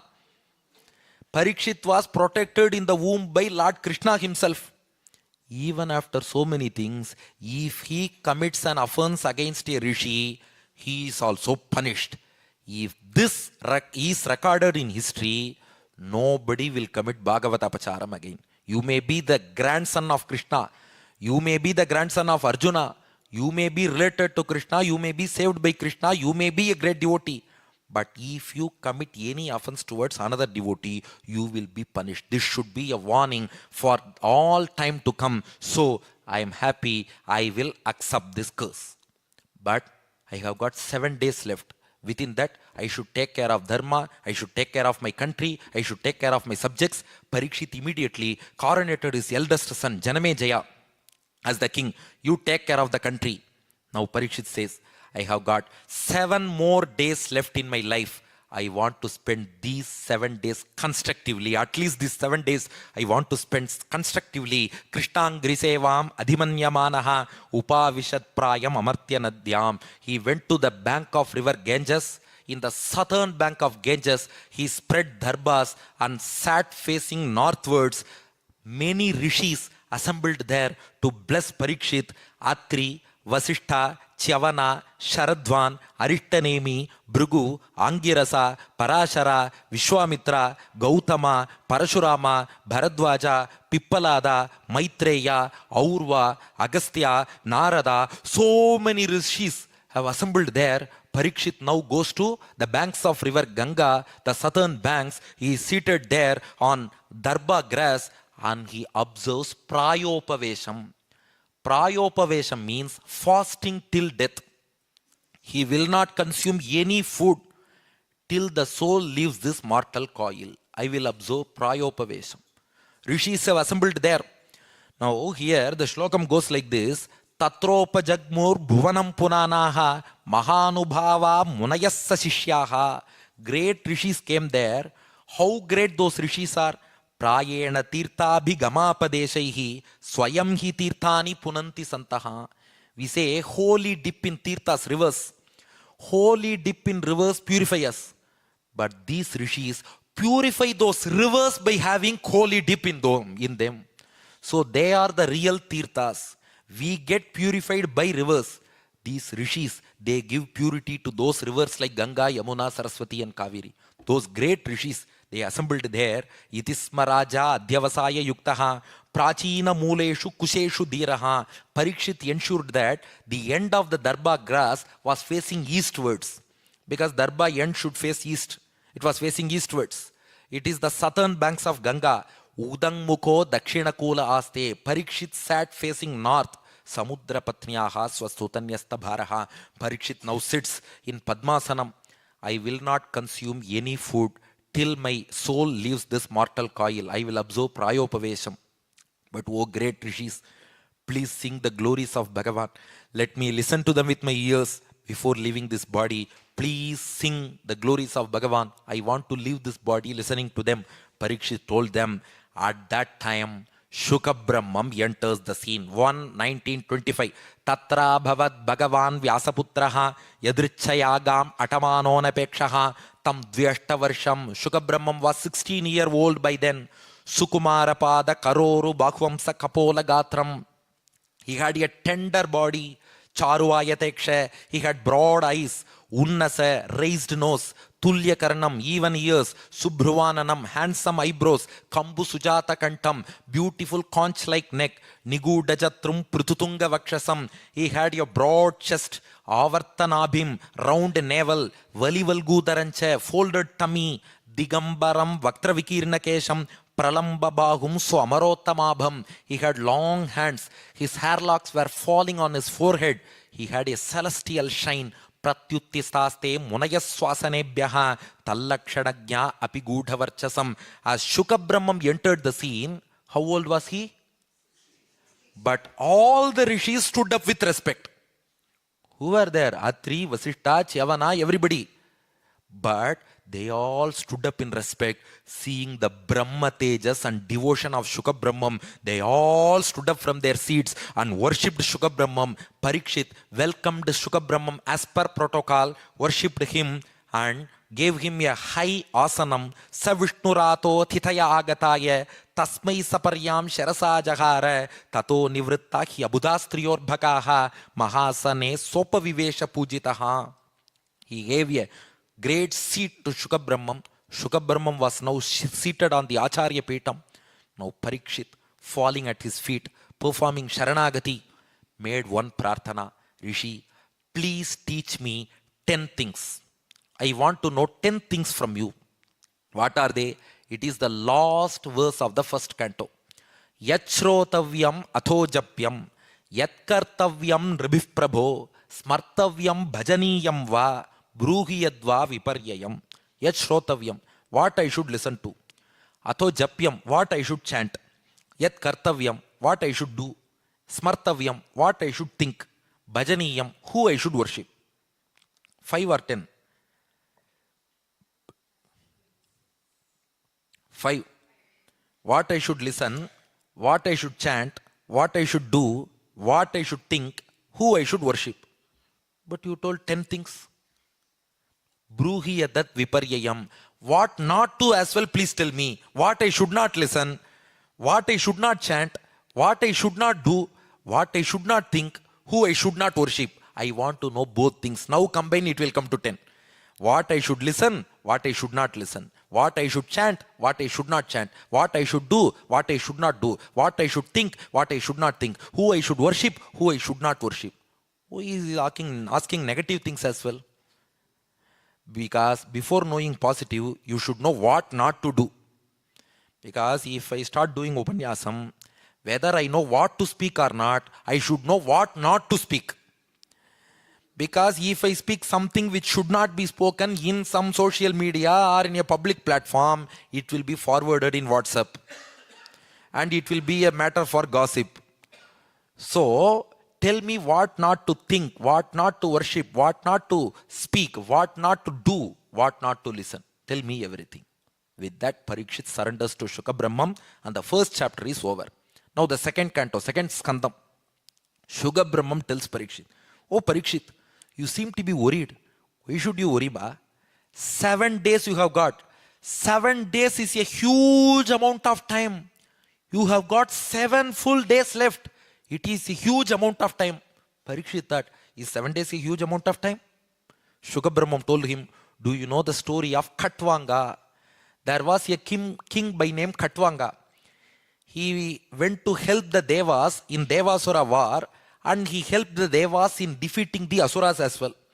So in return, Devas wanted to give that king Khatvanga some boon. Devas asked him, Khatvanga, what boon do you want? Khatvanga told the Devas, I want to know my date of death. The Devas checked the records and told him, you will die within 48 minutes. He could have avoided that question itself. They asked, what boon do you want? He said, I want to know my date of death. Devas told him, 48 minutes left. Within a fraction of a second, he came to the universe and coronated his son. Immediately, he engaged in Bhakti Yoga meditation. 48 minutes he meditated on Bhagavan, performed Bhakti Yoga Dhyanam and attained moksham. Now, Shuka Brahman tells Parikshit, if a person can attain moksham in 48 minutes, just imagine 7 days means 1440 hours around. You have got almost 10,000 more minutes. More than 10,000 minutes you have got in 7 days. Then why should you worry, man? No problem. You have got 7 days. It is a huge amount of time. Now, I will answer your question. Parikshit asked 10 things. What should I listen? What I should not listen? What should I chant? What I should not chant? Like that. I will answer you. Before that, I will give you 10 commandments. Please note that. In other religions, they say 10 commandments. For our religion, there are 10 commandments. In Bhagavatam, 2nd canto, 10th chapter, 1st verse, 10 commandments of Shuka Brahmam. Atra sargo visargascha, sthanam poshanam utayaha, manvantara ishanukataha, nirodho muktihi asrayaha. Sargaha. The way Bhagavan directly creates the raw material for this universe is called Sarga. Direct creation by Bhagavan of the raw materials of the universe. 2. Visarga. The indirect creation. Bhagavan further creates the universe, enhances the creation through Brahma, created in his navel lotus. Creation through Brahma is indirect creation, Visarga. So Bhagavan directly creating raw materials is Sarga. Indirectly enhancing the creation through Brahma is Visarga. 3. Sthanam. How Bhagavan protects the universe. The creator Bhagavan, he also protects. That protection is called Sthanam. 4. Poshanam. He often takes incarnation and gives his attributes and divine body as poshanam, nutrition for his devotees. So incarnation is one form of nutrition. So his incarnations are called poshanam. He nourishes us through his incarnations. 5. Utayaha. Uti means karma. How our karma prevents us from attaining Bhagavan. How our karma separates us from Bhagavan. This is 5. So Sargam, direct creation, Visargam, indirect creation, Sthanam, protection, Poshanam, nourishment through incarnation, Uti, our karma. 6. Manvantara, Yuga calculation, rules of Manus, the 4 yugas, time cycles, etc. That I will explain. 7. Isha Anukataha. Isha means Bhagavan. Anu means his followers, devotees, Bhagavatas. Isha Anukataha, stories of Bhagavan and Bhagavatas. Both I will narrate to you. 8. Nirodha. For Nirodha, there are many meanings, but our acharyas enjoy one meaning. Nirodha means sleep.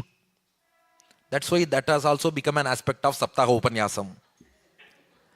Nirodha is also one aspect. Because sleep is temporary union of Jivatma with Paramatma. During sleep, Brihadaranyaka Upanishad says, Prajnena Atmana Samparishvakto na Bhakyam Kinchana Vedanantaram. While we are sleeping, Bhagavan Paramatma just embraces us, even without our knowledge. We are not aware of that. Just because we are in his association, while we wake up after 7 hours of sleep, we say, I am very fresh. I had a blissful sleep. How did that bliss come? Because of the association with Bhagavan. So Nirodham, sleep is temporary enjoyment of Bhagavan. Then 9, Mukti. If temporary enjoyment, sleep itself is slow blissful. If you attain Mukti permanently, if you attain Bhagavan and serve him and enjoy his attributes, then how blissful will it be? So this Nirodham sleep is a trailer. Mukti is the main picture. It is the real enjoyment of Bhagavan. Finally, 10, Ashrayaha. Ashrayaha means asylum.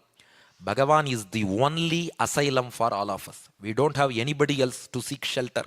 Because just reflect on the first 9 points, you can understand the 10th one. Sargam, it was he who created the raw materials. Visargam, it was he who created the creation further through Brahma. And then Sthanam, it is he who is protecting. 4, Poshanam, it is he who is incarnating and nourishing us. 5, Uti, our karma, it is he who is capable of eradicating all our karma. Manvantara, for all these eons and eons and eons, he has been following us. Isha Anukataha, he has blessed a lot of devotees already. Then Nirodhaha, he is giving us trailer anubhavam of himself through sleep. Muktihi, he is ready to grant us liberation if he has done everything for us. 10, Ashrayaha, who is our asylum? Bhagavan is our asylum. If you know these 10 commandments, all your 10 questions are answered. What should I listen to? Bhagavan's glories. What I should not listen to? Anything other than Bhagavan's glories. What should I chant? Bhagavan's names. What I should not chant? Anything other than Bhagavan's names. What should I do? Service, devotional service, Kainkaryam to Bhagavan. What I should not do? Anything other than Kainkaryam you should not do. What should I think of? Divine form of Bhagavan. What should not I think of? Anything else other than divine form of Bhagavan. Who should I worship? Bhagavan. Who I should not worship? Anybody other than Bhagavan you should not worship. So with these 10 commandments, I have answered your 10 questions. So if you realize these 10 commandments, Atra Sargo Visargascha, Sthanam Poshanam Utayaha, Manvantareshanu Kathaha, Nirodho Mukti Rashtrayaha, then you will realize that listen to Bhagavan's glories, chant his names, do service to him, think, meditate about his divine form and worship him. That's the only thing you have to do. Avoid everything else. Now Shuka Brahmam starts teaching Parikshit about the glories of Bhagavan and Bhagavatas from the 3rd chapter. In the 3rd chapter, in the 3rd canto, Skandam, for Parikshit, Shuka Brahmam describes the Lord's Varaha Avataram initially. Now, let us all enjoy Varaha Avataram and complete the beginning day of this Saptaham. So, the last half an hour, now Varaha Avatara Anubhavam. 3rd canto, 13th chapter. Narayana created Brahma in his lotus navel and installed him as the creator, and Brahma further created all beings. Initially, Brahma created the 4 Sanat Kumaras, the short rishis, Sanaka, Sanantana, Sanatana, Sanat Sujata. They are collectively referred to as Sanat Kumaras, 4 in number. Then Brahma created Devas, Rishis, Prajapatis and other beings. Brahma was creating step by step. These 4 Sanat Kumaras, they were very much devoted to Lord Narayana right from birth. They wanted to have instant darshan of Lord Narayana. For instant darshan, you cannot go to the absolute Vaikuntham because you have to attain moksham to go to Vaikuntham. So these 4 Sanat Kumaras, to have instant darshan of Bhagavan, went to Karya Vaikuntham. Karya Vaikuntham is a replica of Vaikuntham situated within this material universe. You can go there easily. So with their tapas, Sanat Kumaras went to Karya Vaikuntham. As they were about to enter into Karya Vaikuntham, there were 2 gatekeepers, Jaya and Vijaya, at the entrance of Karya Vaikuntham. They noted the 4 Sanat Kumaras approaching. This is actually explained as flashback in Bhagavatam. It comes later in 3rd canto, 15th chapter, 30th verse. Tanvikshya Vatarashanan Chaturah Kumaran Vriddhan Dashardhavayasaha Viditatma Tatwan. Jaya and Vijaya spoke to each other. Hey, see, 4 boys are coming here, almost 5 years of age. They are trying to come enter into Vaikuntham. They don't have a proper upper garment. Their hair is not properly trimmed. They are trying to enter into Vaikuntha. They were speaking to each other. But those Sanat Kumaras, they may be short, but their stature may be short, but they have huge tapas. They have vast wisdom. But without knowing that, these people made fun of their appearance, and this Jaya and Vijaya, Vetrena Chaskalayatam Atadarhanangstau. They just showed the stick to Sanat Kumaras and said, wait, where are you coming? Small boys, 5-year-old, no proper upper garment. You want to enter into Vaikuntham? Get away, get lost. Saying so, they insulted Sanat Kumaras and pushed them with that stick. Tejo Vihasya Bhagavat Pratikula Shilo. Pushed them with the sticks and said, you have no right to enter into Vaikuntham. You are unfit to enter into Vaikuntham. Get out and get lost, they said. Sanat Kumaras got angry. They said, oh Jaya Vijaya, you are actually unfit to stay in Vaikuntham. Because staying in the premises of Bhagavan, you are judging people by their appearances and then insulting devotees. How can you stay in Vaikuntham with this kind of demeanor? They asked, Nahyantaram Bhagavatiha Samasta Kukshav Atmanam Atmani Nabho Nabhasiva Dhiraha Pashyanti Yatra Yuvayo Suranglingi Nohkim Vyutpatitam Yudara Bhedi Bayam Yatosya. This one question put forth by Sanat Kumaras towards Jaya Vijaya. Do you know what's the question? You are stopping us from entering into this Karya Vaikuntha. Let us ask you one question. During Pralayam, during deluge, the Bhagavan comes in an banyan leaf and swallows the entire universe and keeps the entire universe and all beings in his stomach.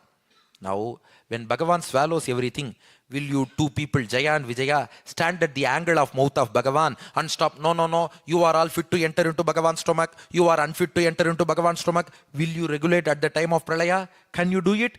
Bhagavan swallows everybody and keeps everybody in his stomach and protects them.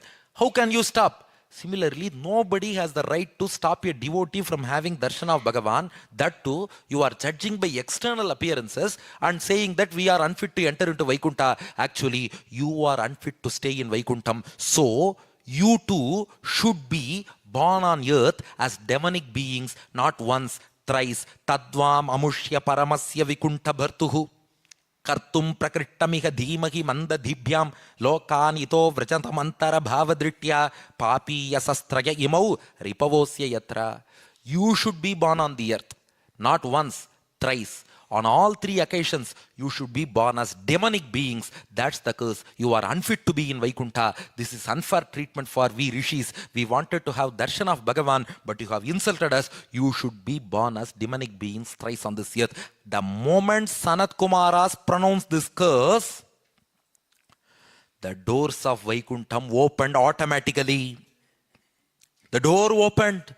And a blissful darshan, Udyadbhanu Sahasra Bhaswara Paravyomaspadam, Nirmala Jnanananda Ghanaswarupam, Amala Jnanadibhishad Gunaihi, Justam Surijanadipam, Dritaratangabjam, Subhushojvalam, Sri Bhusevya Mananta Bhogi Nilayam, Sri Vasudevam Bhaje. The door just opened.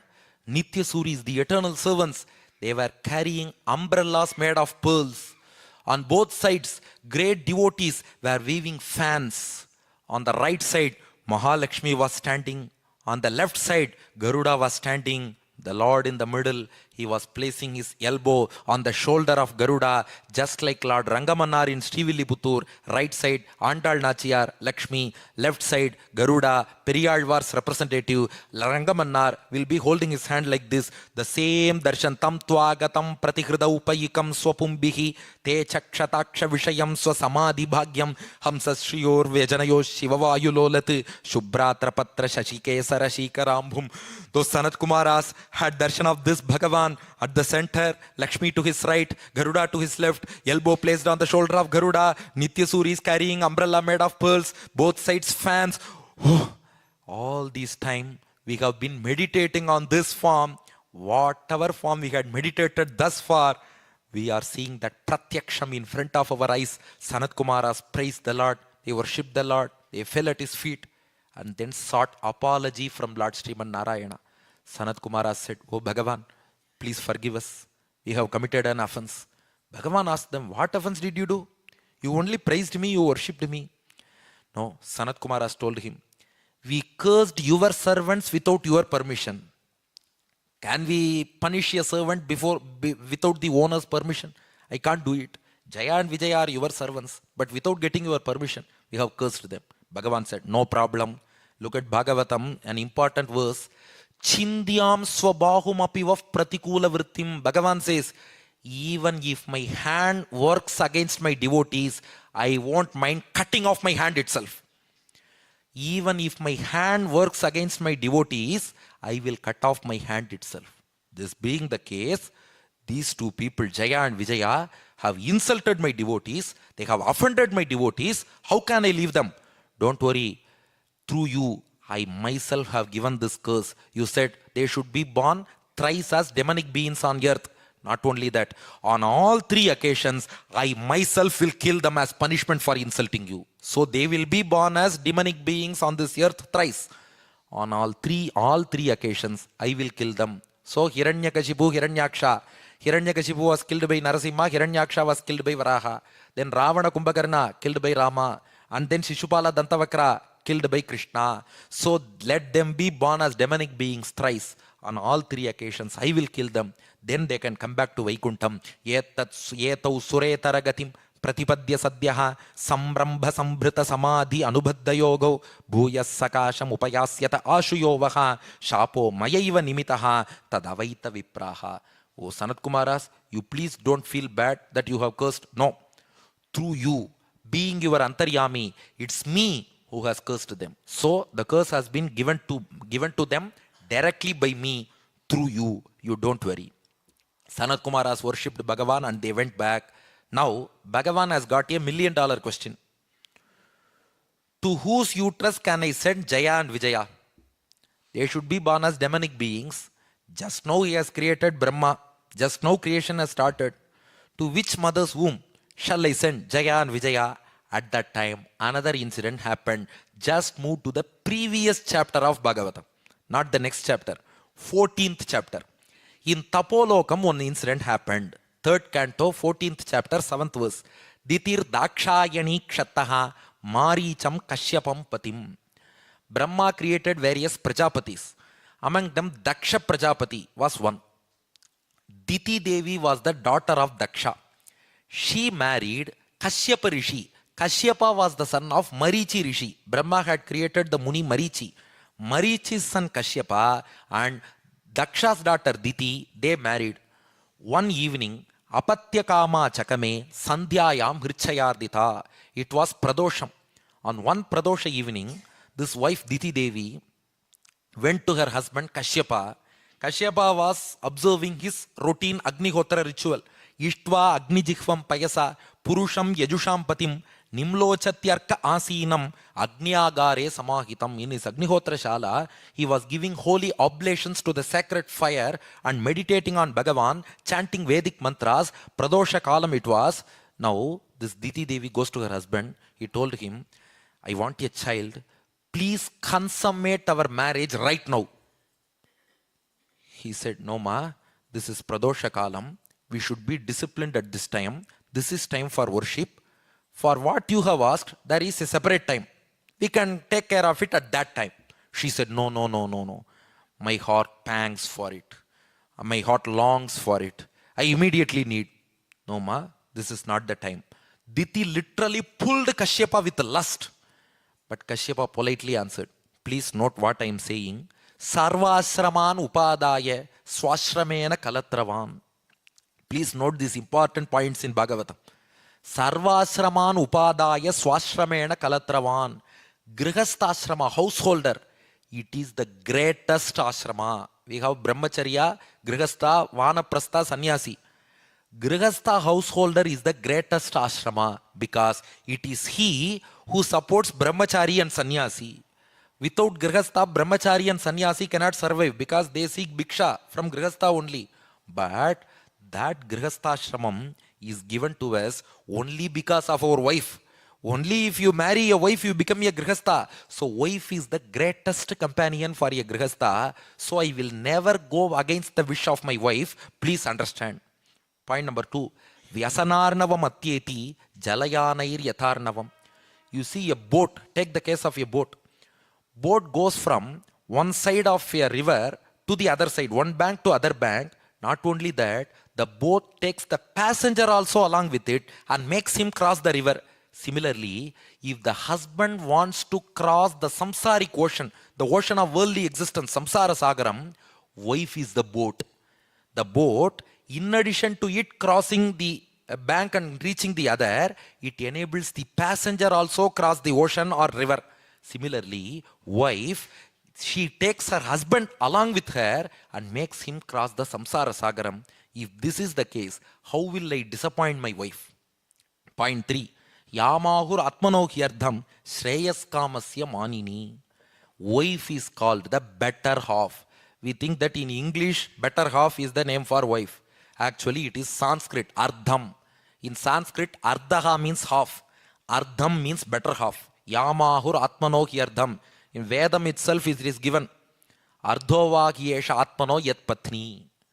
So wife is half, better half of a husband. This is our Sanskrit Vedic terminology.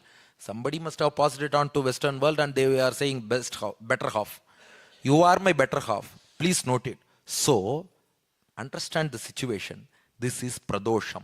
Yetasyam sadvi sandhyayam bhagavan bhuta bhavanaha parito bhuta parishadbihi vrishena atati bhutarat.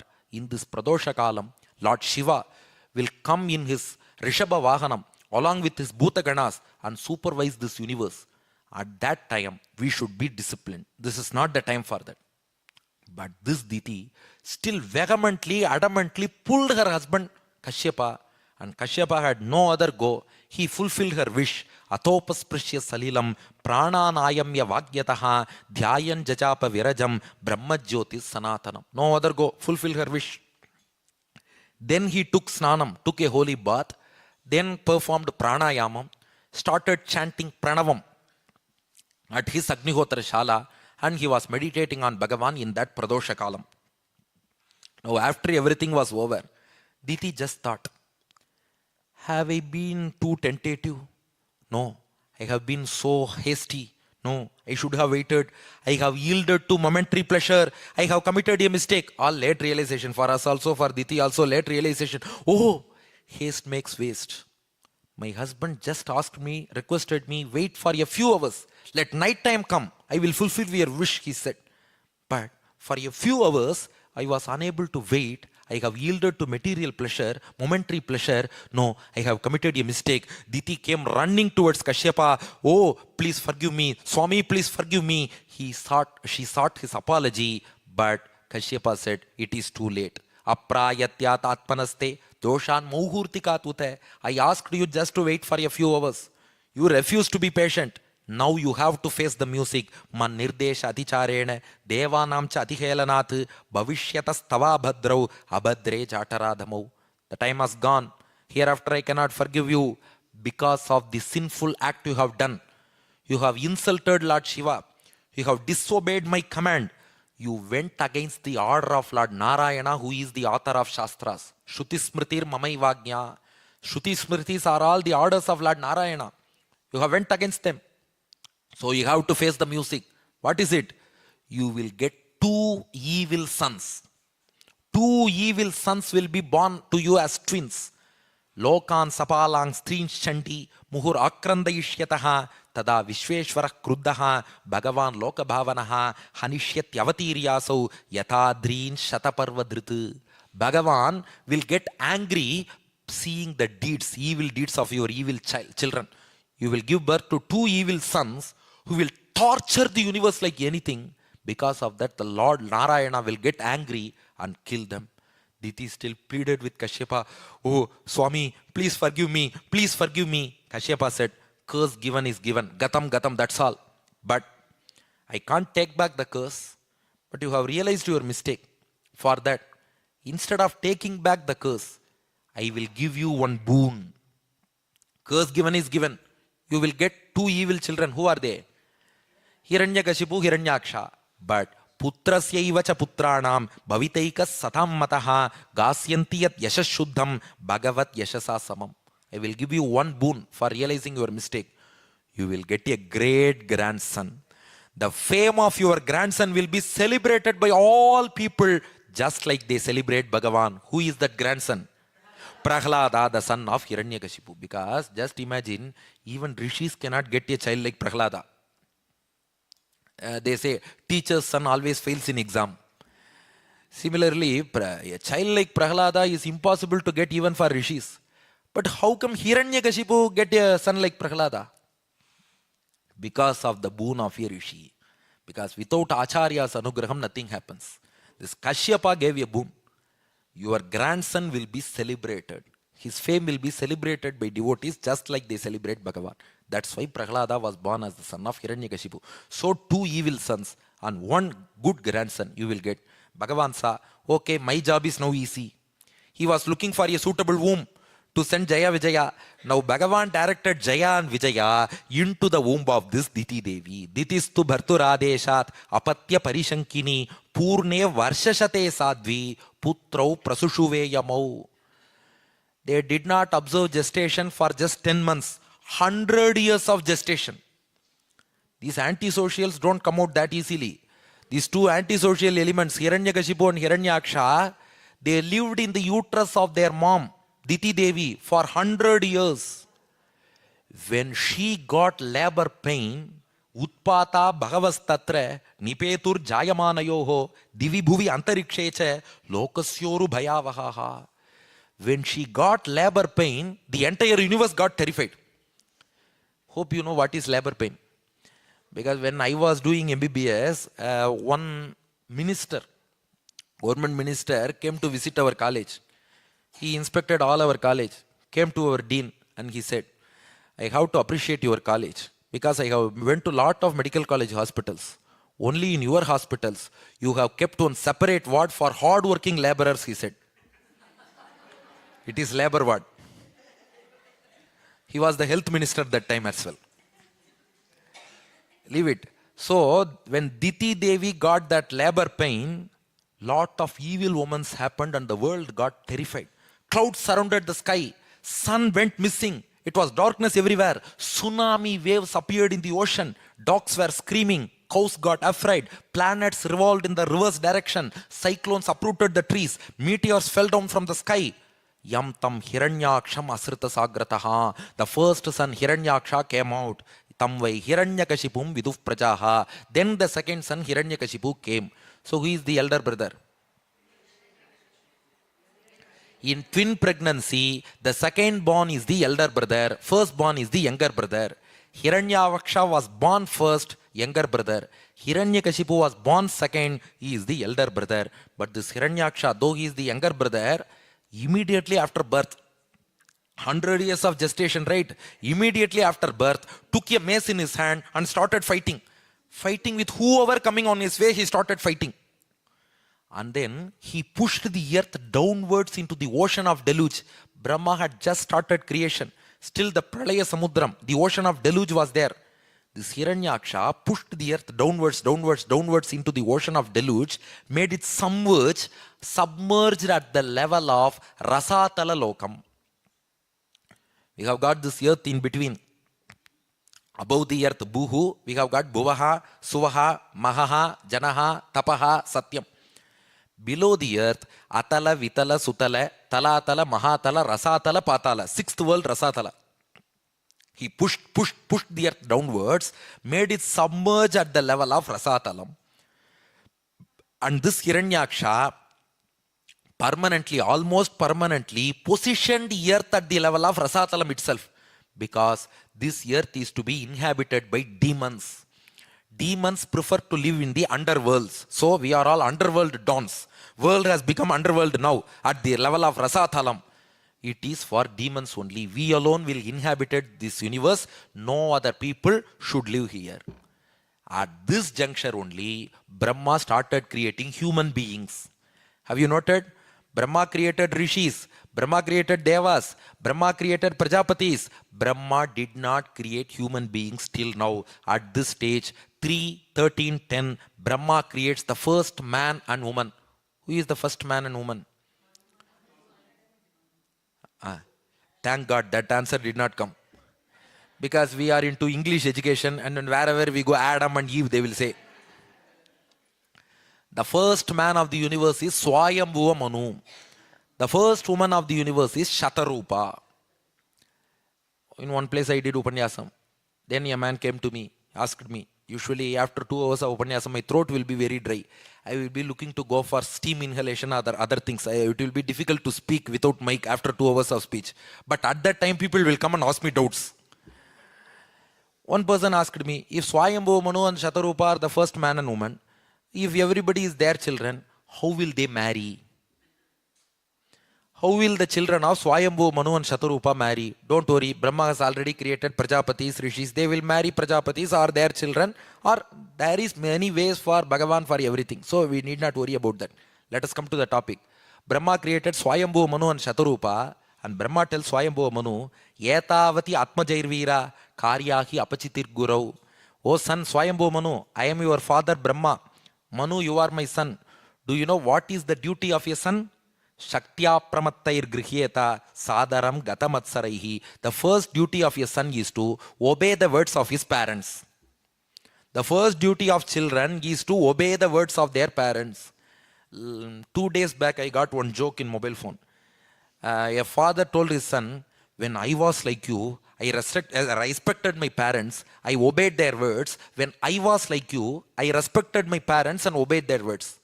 The son replied, when you were like me, phones also did not have wires. Times are changing. He asks as if I have to behave like you, is my cell phone like your landline phone? When you were like me, many things were in many ways. Now everything has changed, but not like that. Whatever changes, this should not change. Brahma says to Swayambhuva Manu, a son should always obey the words of parents. Now I am your father, obey my word.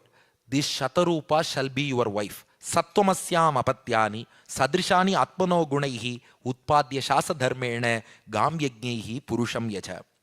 You marry this Shatarupa and then beget good obedient children like you from her. Don't create bad children, evil children. You create good obedient children from her. Rule the earth as per dharma, Manu dharma. That Manu created Manu dharma. So you create Manu dharma and rule the universe as per dharma. And worship Narayana by performing yagas. So marry Shatarupa, lead a dharmic life, create good children, rule the world as per dharma, and then worship Narayana. Go to Bhulokam now. Manu asked, where is Bhulokam? Brahma searched with his eight eyes. Yes, where is Bhulokam? Yadoka sarvabhutanam mahimagna mahambhasi asya uddharane yatnaha devadevya vidiyatam. Brahma, after looking with his 8 eyes, searching with his 8 eyes, Brahma said, oh, the earth is missing. It seems to be submerged at the level of Rasatala Lokam. What can I do? I cannot lift up the earth. Srijato me kshitirvarbihi plavyamana rasamgata athatra kimanutteyam asmabhis sargayojitaihi. I cannot do anything in this regard. If earth is there, I can create beings and send to the earth. But if earth itself is submerged, it has to be lifted up. That can be done only by one person. Yasyaham hridayadasam sa isho vidadhatume. The Lord who created me from his heart, that Srimad Narayana, that only Lord, he alone can save this earth. He alone can lift this earth. Bhagavan, time is approaching 8 p.m. Please, everybody has to go home. Please come quickly and rescue the universe as Varaha. Brahma meditated on Lord Srimad Narayana. Ityabhi dhyanato nasa vivarat sakasa nagha varahatoko niragat angushta parinamakaha. Closing his 8 eyes, Brahma meditated on the divine form of Lord Narayana. As he meditated, from the nostril of Brahma, a thumb-sized boar, pig, a thumb-sized boar, it emerged. Tasya abhipashyata swastaha kshanena kila bharata gajamatra pravavridhe tad adbhutam abhut mahat. Within a moment, that pig, a small boar, thumb-sized boar, grew bigger and became an elephant-sized boar. Bhagavan Yajna Purushaha Jagarjagendra Sannibaha. It grew more and more and more. It roared like a lion. Brahmanam Harshayamase Haristangsha Dvijottaman. It again grew bigger, and became a mountain-sized boar. Brahma realized it is the Mahavaraha incarnation of Lord Sriman Narayana. A mountain-sized boar, roaring like a lion. That Varaha immediately turned upside down, proceeded downwards to lift up the earth from Rasatala level. 3rd canto, 13th chapter, 27th verse, how Varaha proceeded. Just open your mental eyes, close your external eyes, open your internal eyes. Utkshipta Valaha, tail pointing upwards. Varaha is now moving downwards, right from Satyalokam of Brahma. He is proceeding downwards towards Bhulokam, and then Atala Vitala Sutala, Talatala Mahatala Rasatala. He is going downwards. Utkshipta Valaha, with tail pointing upwards. Kacharaha, he is traveling in the space. Katoraha, with a hot body. Sata Vidunvan, with shaking his manes. Kara Romashatwak, he had sharp body hairs. Kurahatabraha, he was tearing the skies with his feet. Sita Damshtraha, he had white teeth with which he will pick the earth and lift it upwards. Sita Damshtraha, Yiksha Jyotihi, his eyes were his torchlights. Because he had to search the earth in the ocean of deluge. At Rasatala level, there will be no light source there.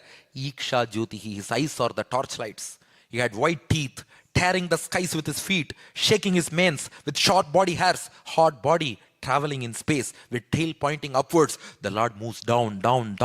Rishis had darshan of him, and Rishis praised the Lord Varaha. Jitam te ajita yajna bhavana tragim tanum tvam paridhunvate namaha yadroma garteshu nililyuradvaraha tasmai namah karana sukarayate. Oh Bhagavan, you are Yajna Purusha. You are full of yagas.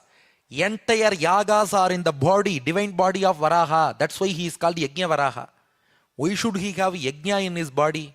Because Yajna alone supports this earth and makes it survive. Since the Lord has come to uplift and support the earth, he has come in the form of yaga itself. Even Bhagawatha Sapthaham is a yagam. This yagam will support the earth. So yagas only support the earth, to show that he came as Yajna Varaha. How? Again open your internal eyes. His skin was made of Gayatri Mantram. It was not epidermis, dermis. The skin was made of Gayatri Mantram. His hairs were not made of hair follicles. His body hairs were made of darba grass used in yagams. His eyes, they were not full of conjunctiva, cornea, sclera. His eyes were full of ghee. Ghee used in yaga. Eyes were full of ghee. His feet did not have tarsal, metatarsal bones. No toes. His feet were chaturhotra karma. Again yagam. His teeth were not canine, molar, premolar. No, his teeth were yagas. Yagas itself constitute his teeth. His tongue was flame of Agni. You see the flame of Agni. Similarly, his tongue appeared as the flame of Agni. His ears, his mouth, his stomach, everything were vessels used in yaga. He was Yajna Varaha Murti. Now this Lord went downwards to pick up the earth and lift it upwards. At the same time, this Hiranyaksha, he was just waving his mace and looking for a suitable enemy. In the meantime, he married a woman called Vrishabhanu and begot 8 children from her as well. He has done that thing also in between. They say BTW these days in WhatsApp. By the way, he has accomplished one more task. Now, this Hiranyaksha went to the city of Vibhavari. It belongs to Varuna. He went to Vibhavari and tried to fight with Varuna. Varuna asked him, why are you fighting with me? This fellow said, no, it is watery everywhere. I heard that you are the Lord of water. That's why I want to fight with you. Varuna said, I am not qualified enough, strong enough to fight with you. The only person who is strong enough to fight against you is Lord Narayana. You go in search of Narayana. Okay, Hiranyaksha wielding his mace. Where is Narayana? Where is Narayana? Where is Narayana? Where is Narayana? Hiranyaksha was going, Narayana, Narayana. The sound fall on his ears. Because whenever any person goes in search of Narayana, let him be a good man or a bad man, that is different. Tomorrow, Dhruva is going to go in search of Narayana, Narada will come. Today, Hiranyaksha goes in search of Narayana, Narada comes, Narayana, Narayana. Who did you search, man? Hiranyaksha said, I am searching for Narayana. Oh, Narayana. Narayana is there in Rasatalam. He is lifting the earth upwards and planning to position it in the original position. Hiranyaksha said, no, no, no, no. How dare he do it? I had positioned the earth in Rasatalam. Narayana is lifting. Let me go and stop him. Hiranyaksha went there. He saw a wonderful scene. Whether it was wonderful for Hiranyaksha or not, it is a different question. But it is a wonderful scene for us. Just like a pig picking a tuber with its canine teeth.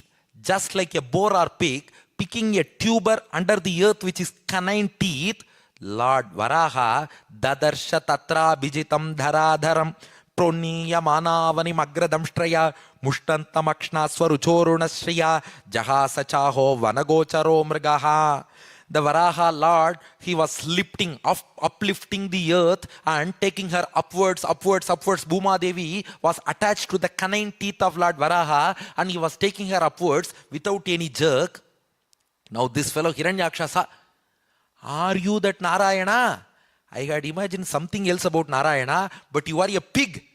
Oh, is Narayana a pig? After all, a boar, a Varaha.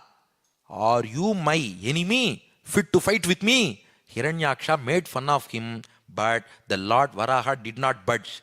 He didn't notice about anything about Hiranyaksha. He just carried the earth upwards and stationed the earth at the original position and gave it Adhara Shakti. Why didn't he go? Even while Hiranyaksha was chasing, Varaha did not fight with him. He just ignored him and went upwards. Because if he fights with him carrying the earth will experience jerk and Mother Earth will get bhukampam, earthquake. So to avoid any form of jerk to the universe, Bhagavan first lifted the earth and placed her at the original position, gave her Adhara Shakti. Since Varaha restationed the universe, the earth, at the beginning of this cycle of creation, this entire cycle of creation is called Shweta Varaha Kalpa.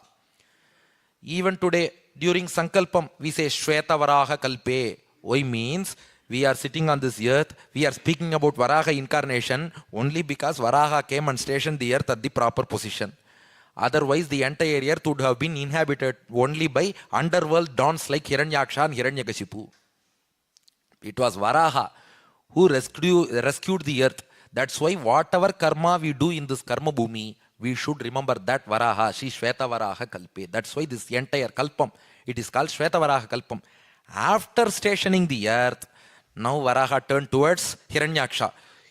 He had been following Varaha just like a crocodile following an elephant. This Hiranyaksha had been following Varaha all through.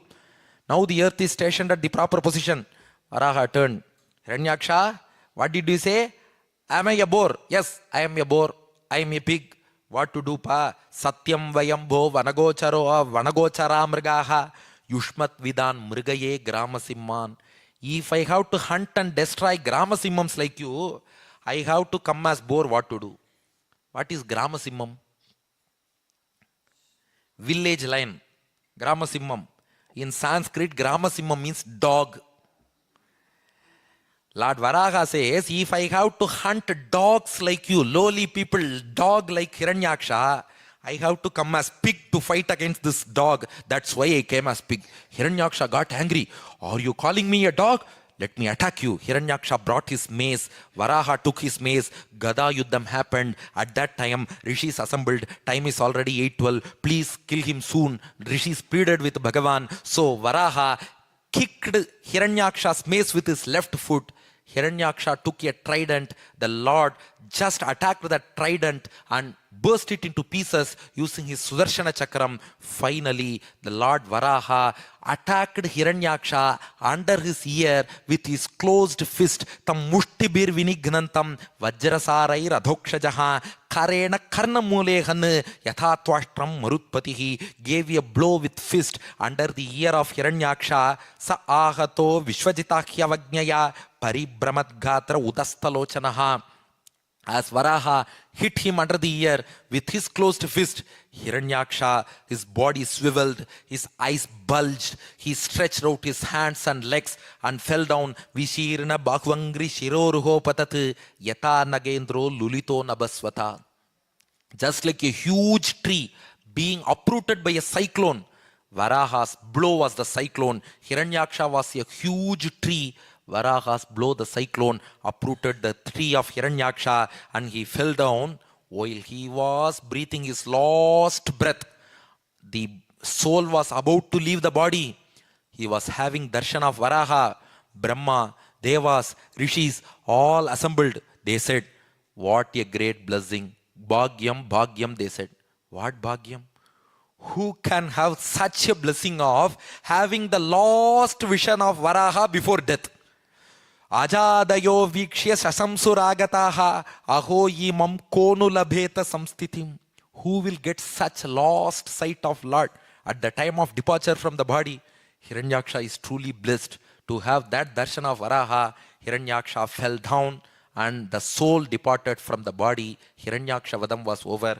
Rishis thanked Lord Varaha. Namo namaste akila yajñatantave sthithau grihita mala sattva-murtaye dittya hato yam jagata maruntudaha tvatpada bhaktya vayamisha nirvrtaha. Just thus Varaha Perumal restored the earth back in its original position and made us enjoy his glories on this earth in the form of the first day of Bhagavata Sapthaham. Now, you have all listened to Varaha's Charitram today. What is the benefit of listening? With that Palashruti, we will conclude. Shukabrahmam says, Yo vai hiranyaksha vadham mahadbhutam vikriditam karana sukaratmanaha srinoti gayati anumodatenjasa vimuchyate brahmavadat apidvijaha. Srinoti, whoever listened. Gayati, whoever explained. Anumodate, whoever organized. So listeners from this flat, organizer Smt Janaki Ravindran Family and Upanyasaka Dr. Venkatesh and family, they all get benefits. What kind of benefits? Vimuchyate brahmavadat apidvijaha. Even if he had committed brahmahatya dosham, including all those sins, up to brahmahati, whatever sins he had committed, once you have listened to Varaha Charitram, all those sins will get destroyed. This is one. Number two, Yetan Maha Punya Phalam. Only if you have done a lot of punyams, you will get the opportunity to listen to Varaha Charitram. Pavitram, it will clean our heart, it will purify our heart. Dhanyam, it will give you wealth, lot of wealth. Yashasyam, it will give you fame. Padam Ayurasisham, it will give you long life. Pranendriyanam Yudhi Shaurya Vardhanam. Mere long life is not enough. Because if a person is bedridden for 90 or 100 years, what is the use? It will give you strength and good health as well. So healthy long life. Narayanante gatiranga srinvatam. Not only that, Narayana will be their final gati. Narayana will give them, definitely will give them moksham. So all our sins get eradicated. It gives us, we are able to listen to it only because of our punya phalam. It cleanses our heart. It gives us wealth. It gives us fame. It gives us long life. It gives us health. And finally, it will give us moksham as well. With that, I conclude the first day of Srimad Bhagawatha Sapthaham. Tomorrow, we are going to enjoy 3 important charitrams. One, Dhruva Charitram from chapter 4, canto 4. Then Jadabharata Charitram from canto 5. And then Ajamala Charitram from canto 6. So sample. Today also, we went in that route only. From first canto, we saw Parikshit story. Second canto, Khatvanga and the 10 commandments. Third canto, Varahavasaram. So 3 cantos finished today. Tomorrow, 4, 5, 6. I request you all to turn up in large numbers like this and enjoy the bliss of Krishnanubhavam and Bhagavatas tomorrow as well. Evametad Bhagavatam Akhyanam Bhadramastuvaha Pravyaharata Visrabdam Balam Vishtov Pravardhatam Labhastesham Jayastesham Kutastesham Parabhavaha Yesham Indi Varashyamo Hridayastho Janardanaha Kaveri Vardhatam Kale Kale Varshatu Vasavaha Sriranganatho Jayatu Srirangashrisha Vardhatam Mangalam Yadavendraya Mahaniya Gunabdhage Vasudeva Tanujaya Vasudevaya Mangalam Mangalasha Parair Madacharya Purogamaihi Sarvaisha Purvairacharyi Satkritaya Astu Mangalam.